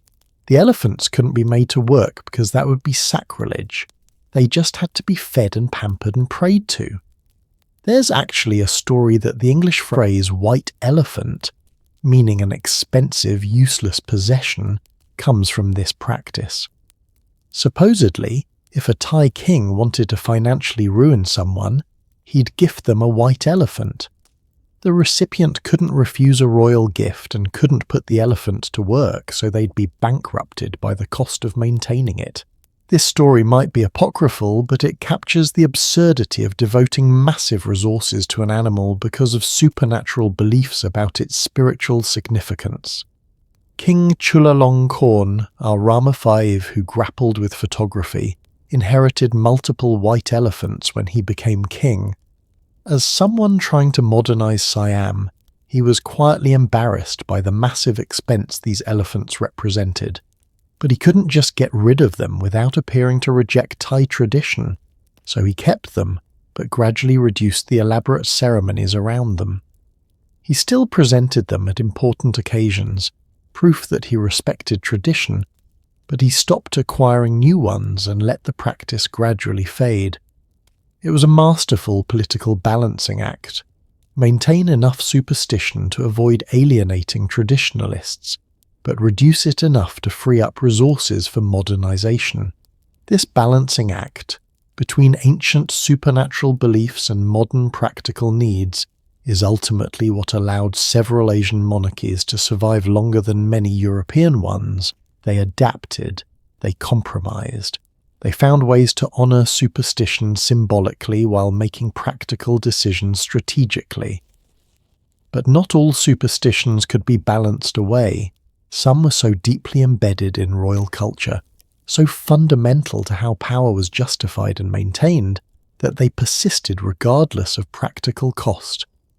And nowhere was this more dramatically illustrated than in the elaborate rituals that royal families used to ward off evil, to protect themselves from spiritual threats, to ensure divine blessing, rituals that were sometimes beautiful, sometimes disturbing, and always revealing of the deep human fear that no amount of earthly power can fully protect you from the unknown. There's a ritual that happens at the Tower of London every time a British monarch dies. Within hours of the death, a man in a dark suit approaches the ancient stone tower where 6 large ravens live. He carries black ribbons and speaks in a hushed voice. He ties the ribbons into small bows and attaches them to each raven's enclosure.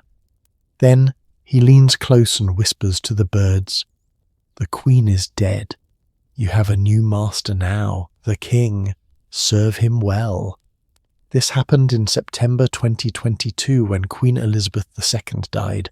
A beekeeper named John Chappell performed this ceremony for the ravens, just as it's been performed for centuries.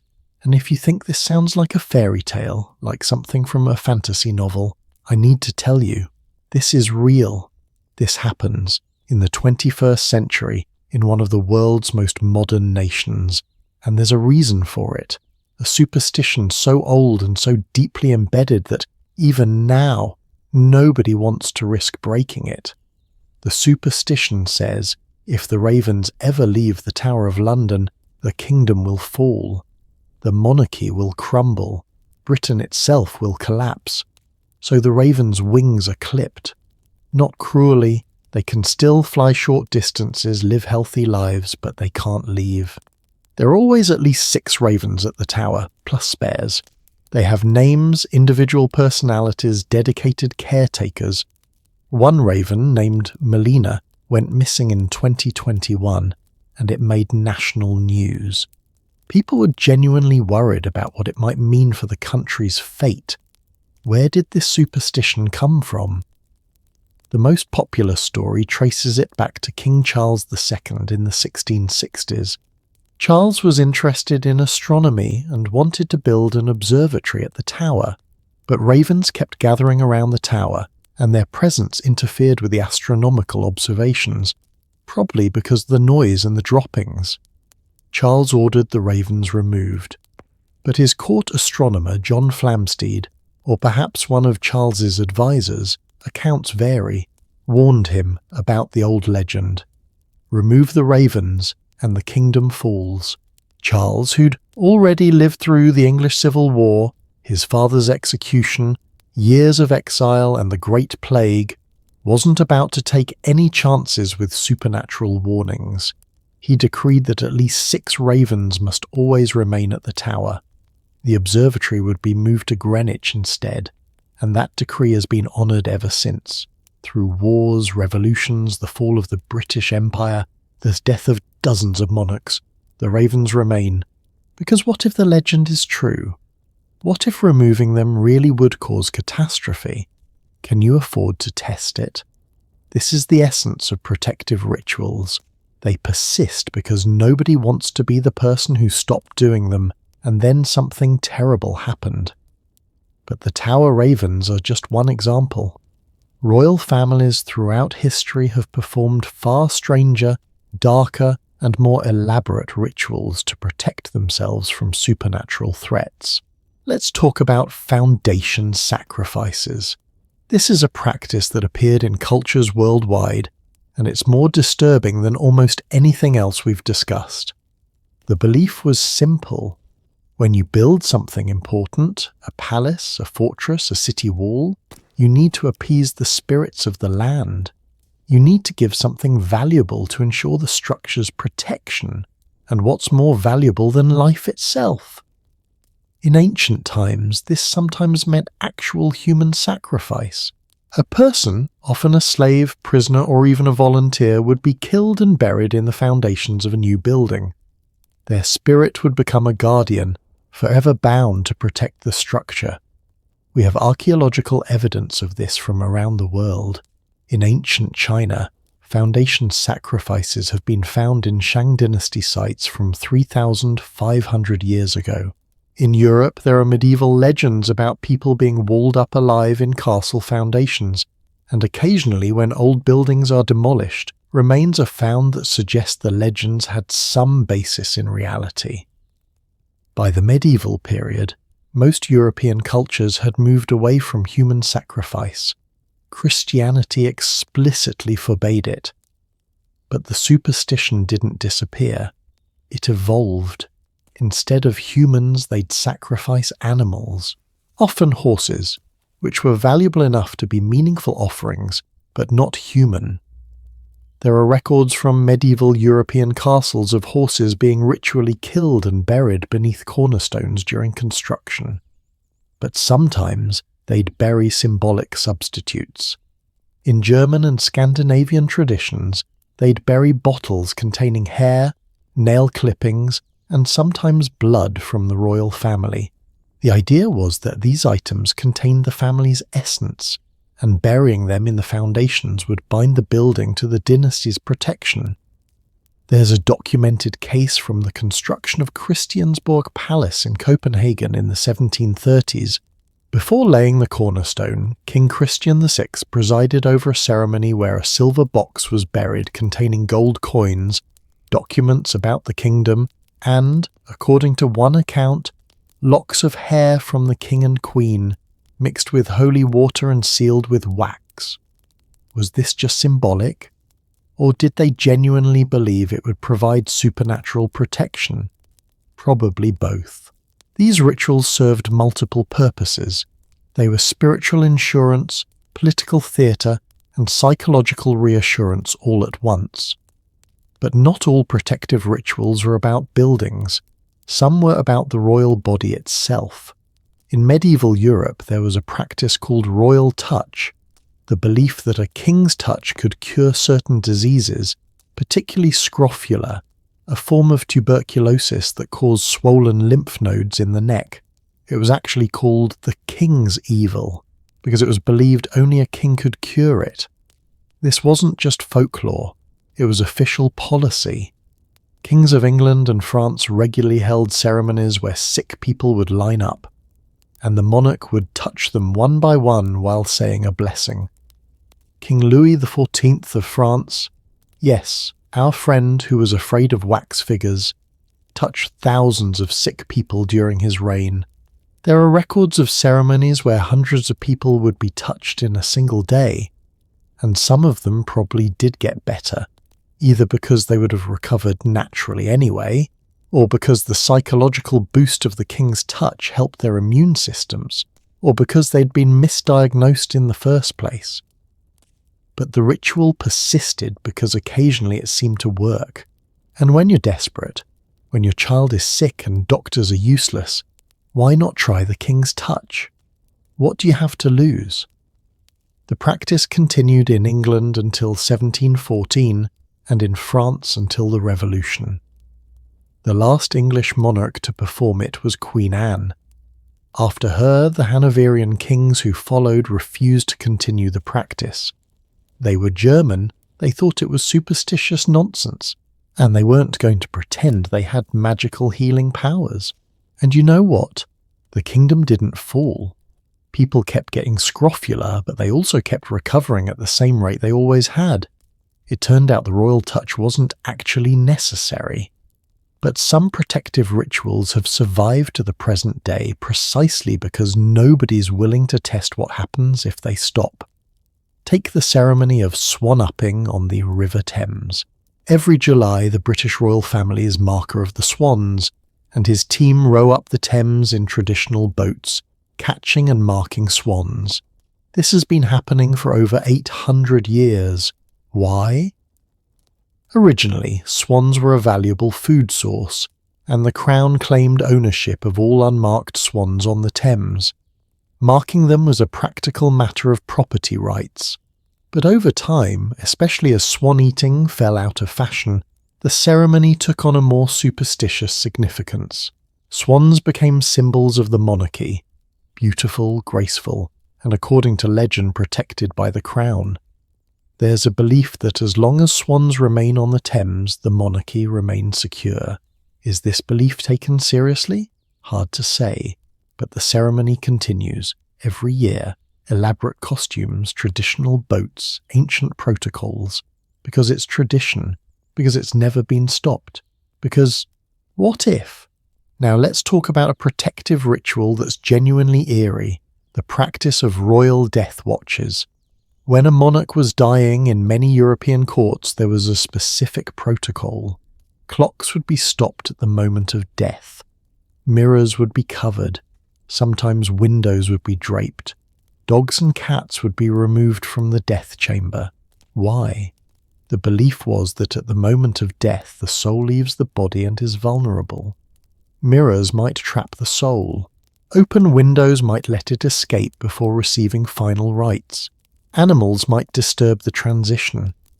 And stopping clocks symbolically pause time, giving the soul space to safely depart. These practices continued well into the 20th century. When King George V died in 1936, many of these rituals were observed. Clocks at Sandringham House were stopped at the moment of his death. They weren't restarted for days. Was this necessary? Of course not. But grief makes us superstitious. Death makes us reach for any ritual that might give meaning or structure to the incomprehensible. And sometimes, protective rituals are about community rather than individual monarchs. They're about binding the nation together through shared superstitious practice. In Thailand, there's a ceremony called the ploughing ceremony that's been performed for over 700 years. The king, or his representative, conducts a ritual ploughing at the beginning of the rice-growing season. Sacred oxen are released and allowed to choose between different offerings: rice, corn, sesame, alcohol, water, grass. Whatever the oxen eat supposedly predicts the fortune of the coming harvest. If they eat grain, good harvests. If they drink water, plentiful rain. If they eat grass, there might be livestock disease. Astrologers interpret the oxen's choices, and these predictions are taken seriously by farmers throughout the country. Is there any predictive value? No. Oxen eat whatever they feel like eating at that moment. But the ceremony serves a crucial function. It connects the monarchy to agricultural prosperity. It gives farmers a sense that the king is personally invested in their success. It creates national unity around shared hope for good harvests.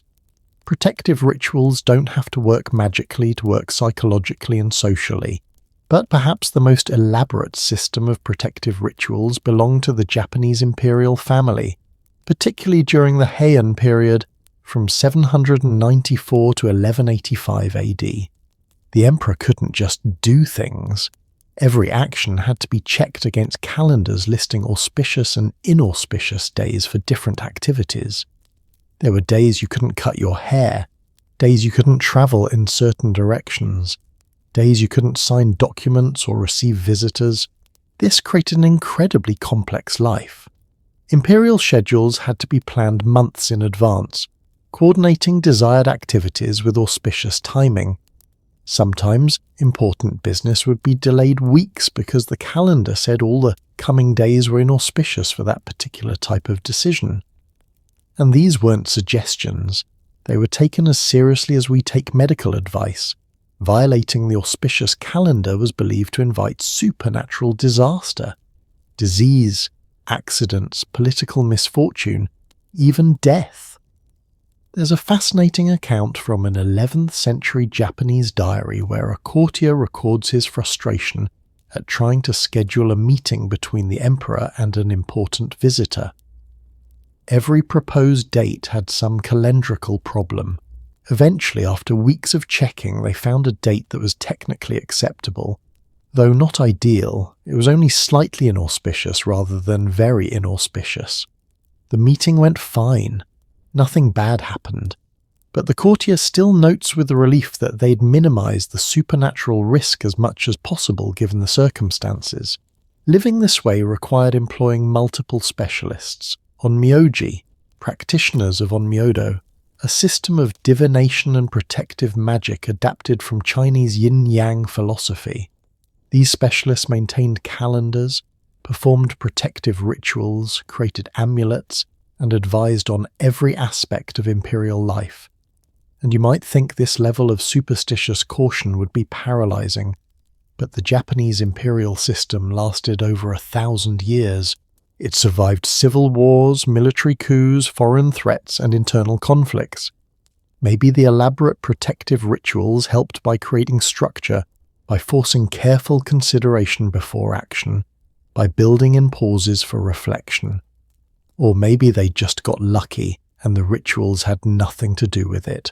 We'll never know. But we do know that humans seem to need these rituals, these protective practices.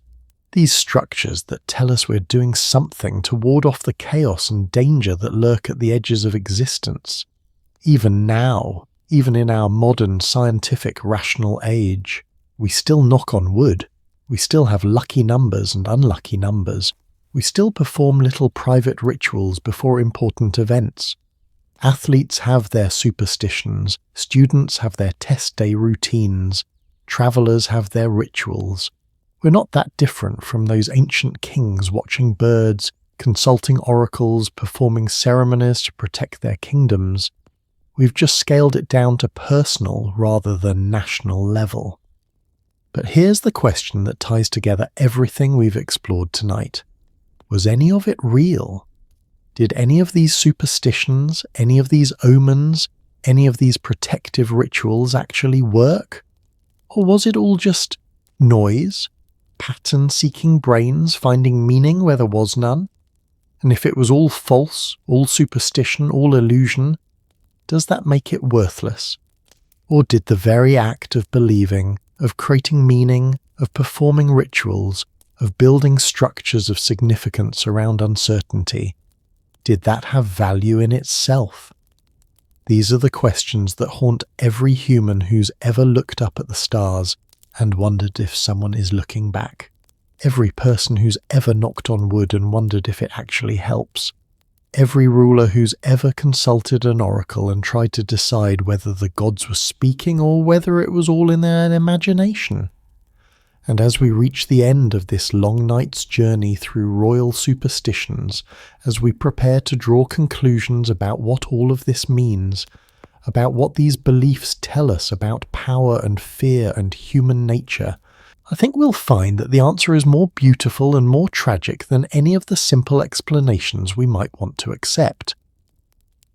So here we are, at the end of our journey through centuries of royal superstitions. We've watched pharaohs tremble at curses, seen Alexander refuse to fight without consulting bird omens, witnessed Chinese empresses manufacturing divine signs, walked through medieval courts paralysed by fear of comets, watched Henry VIII destroy a kingdom chasing astrological promises, seen Louis XIV terrified of wax dolls, witnessed the Romanovs place their faith in a Siberian mystic, and explored Asian monarchies navigating between ancient beliefs and modern realities. And through all of it, one question keeps returning. Why? Why did the most powerful people on earth live in such fear?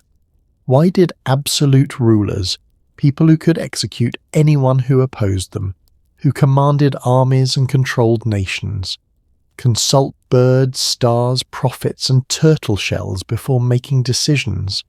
The simple answer is because they were human, and humans are afraid. But let me give you the deeper answer. The answer that explains not just royal superstitions, but something fundamental about what it means to be human. Power doesn't eliminate uncertainty. In fact, it amplifies it. Think about it. If you make a bad decision in your own life, you suffer the consequences. Maybe you lose money, waste time, hurt a relationship. It's painful, but it's contained. The damage is limited. But if you're a king, if you make a bad decision, thousands of people die, economies collapse, dynasties fall, nations are conquered.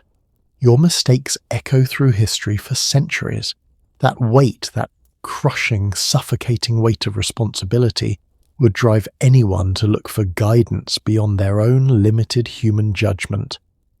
And when you can't find certainty through rational means, because the future is genuinely unpredictable, because information is incomplete, because even the wisest advisors disagree, you start looking for certainty from supernatural sources.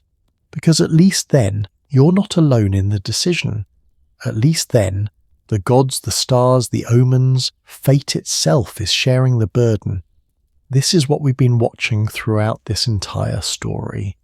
Not stupidity, not ignorance, but the desperate human need for reassurance when facing impossible choices. Alexander the Great consulting Aristander before every battle wasn't weakness. It was a coping mechanism for a young man carrying the weight of an empire on his shoulders. Wu Zetian manufacturing omens wasn't just political manipulation, though it was that too. It was also a woman in a system designed to reject her, creating divine justification for her right to exist in power. Henry VIII, obsessing over astrological predictions for sons, wasn't mere superstition. It was a king terrified that his dynasty would end, that England would descend back into civil war, that everything his father built would crumble. Alexandra Romanov trusting Rasputin wasn't blind faith. It was a mother watching her child suffer from an incurable disease, grasping at anything that might save him. These weren't foolish people, they were frightened people. And fear makes us all look for meaning, for patterns, for signs that someone somewhere has a plan. But here's where it gets complicated, because we've also seen how superstition can be dangerous, how it can be manipulated, how it can blind rulers to practical realities and lead to catastrophic decisions. When Chinese emperors watched for celestial omens instead of addressing corruption and military weakness, their dynasties fell. When Korean royalty consulted shamans instead of responding strategically to Japanese aggression, they lost their independence. When Russian rulers trusted Rasputin's intuitions over experienced advisors, they helped trigger a revolution. So superstition is both comfort and trap, both coping mechanism and vulnerability, both an ancient wisdom about pausing before decisions and a dangerous replacement for rational analysis. And this tension, this impossible balance, is still with us today. Oh, we like to think we're past all this. We're modern, scientific, rational. We don't believe in bird omens or turtle shell divination or wax figure curses. But do we really not? How many world leaders have personal astrologers? More than you'd think. Ronald Reagan famously consulted an astrologer named Joan Quigley, who helped schedule major presidential events based on astrological readings. This wasn't ancient history. This was the 1980s during the Cold War, when decisions affected nuclear arsenals. How many CEOs believe in lucky numbers, consult feng shui masters before building headquarters, or won't launch products on the 13th? How many investors watch for signs and trade on intuition rather than pure data? How many military leaders have personal rituals they perform before making battle plans? The specifics have changed. We call it following your gut instead of reading omens. We call it manifestation instead of sympathetic magic. We call it energy instead of spirits. But the underlying impulse, the need to believe that the universe is giving us signs, that we're not alone in our decision-making, that there's meaning and pattern to the chaos, that hasn't changed at all. And maybe that's not entirely bad. Because here's something I've realized while researching this story.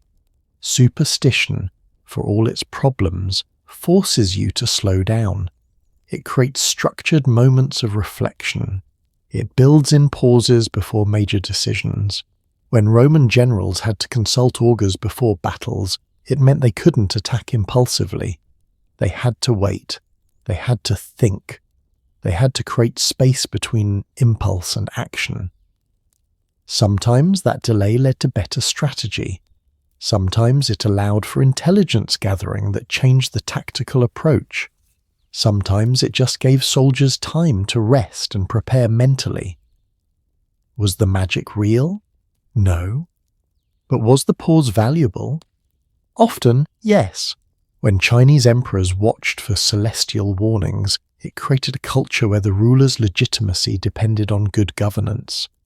If famines or disasters occurred, the emperor had to take responsibility and make changes. The mandate of heaven wasn't just superstition, it was a philosophical framework that made rulers accountable, at least in theory, to cosmic justice.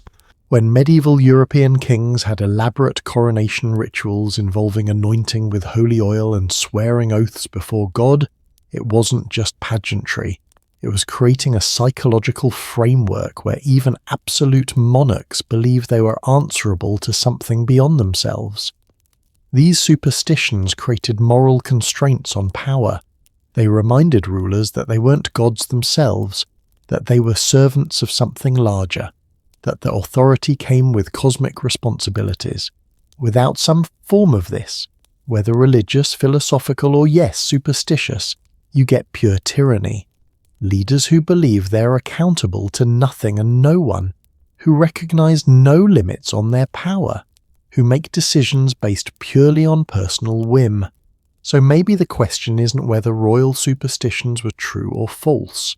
Maybe the question is, what did they prevent?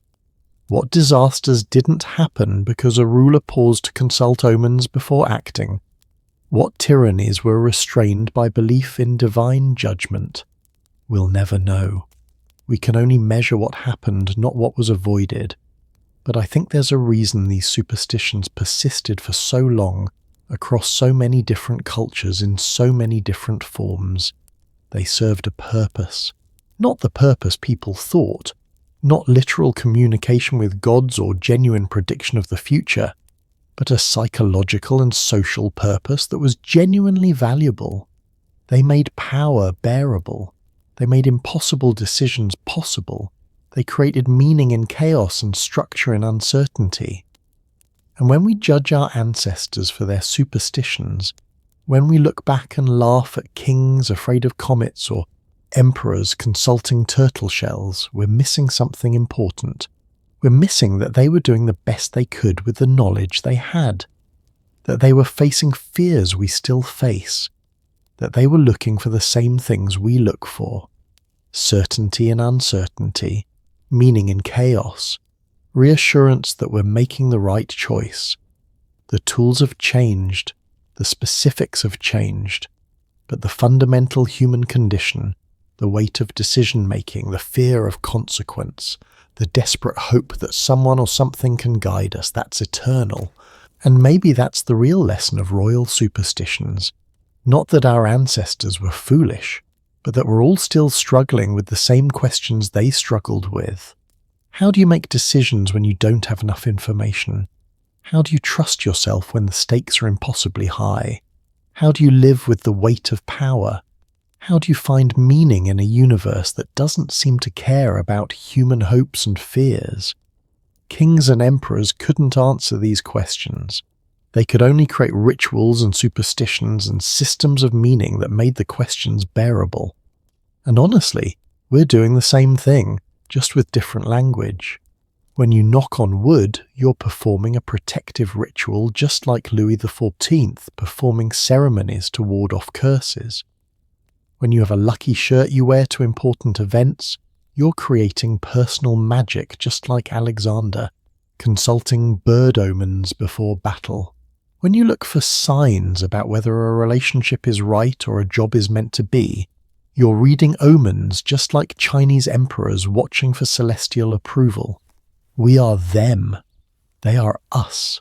Separated by time and technology, but united by the fundamental experience of being human in an uncertain world. And there's something beautiful in recognizing that, something humbling, something that makes me feel more connected to these ancient rulers rather than superior to them. Because the Tower of London still keeps its ravens, Thailand still performs its ploughing ceremony, Japan still maintains elaborate imperial rituals. These aren't museum pieces. These aren't dead traditions. They're living connections to thousands of years of human beings trying to make sense of existence.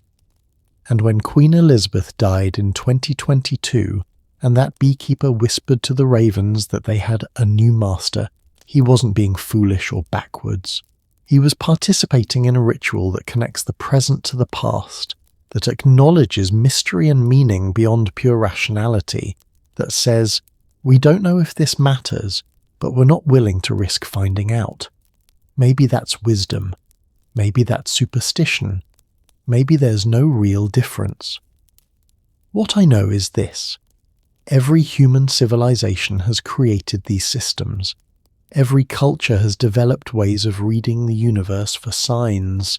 Every generation has looked to something beyond themselves for guidance. And the ones who claim they don't, who insist they're purely rational, purely logical, purely free from superstition, are often the most superstitious of all.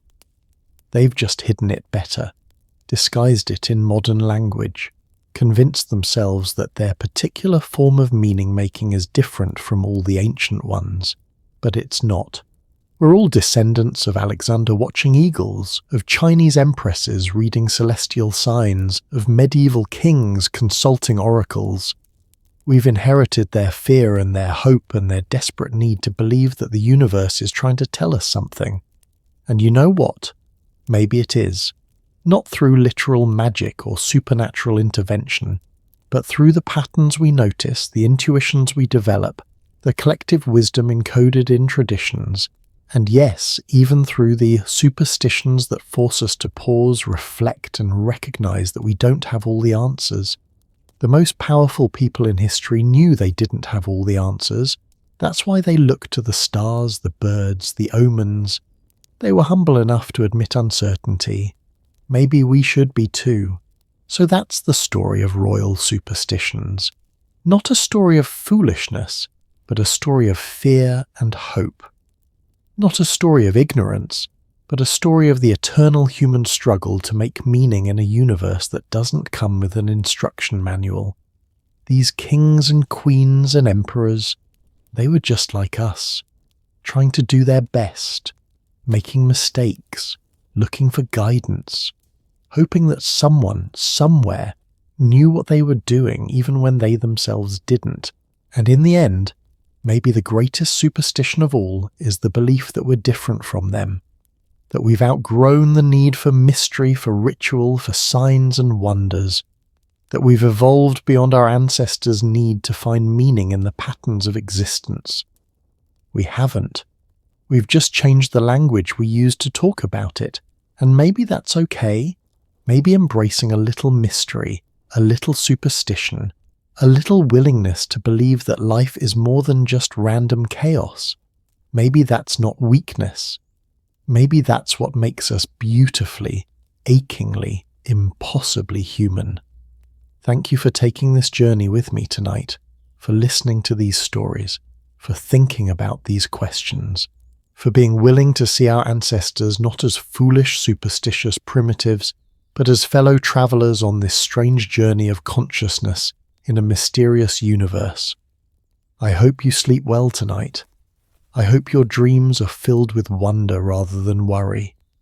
And I hope that when you face your own uncertain decisions, your own impossible choices, you remember that you're not alone, that every human who's ever lived has faced the same fear, the same doubt, the same desperate hope for guidance. And if you want to knock on wood, or cross your fingers, or say a little prayer to the universe, well, who's to say it doesn't help? Sweet dreams, and I'll see you in the next story, where we'll explore more of history's strangest, most beautiful, most human mysteries. Until then, may your omens be favourable, your ravens stay loyal, and your stars shine bright. Good night.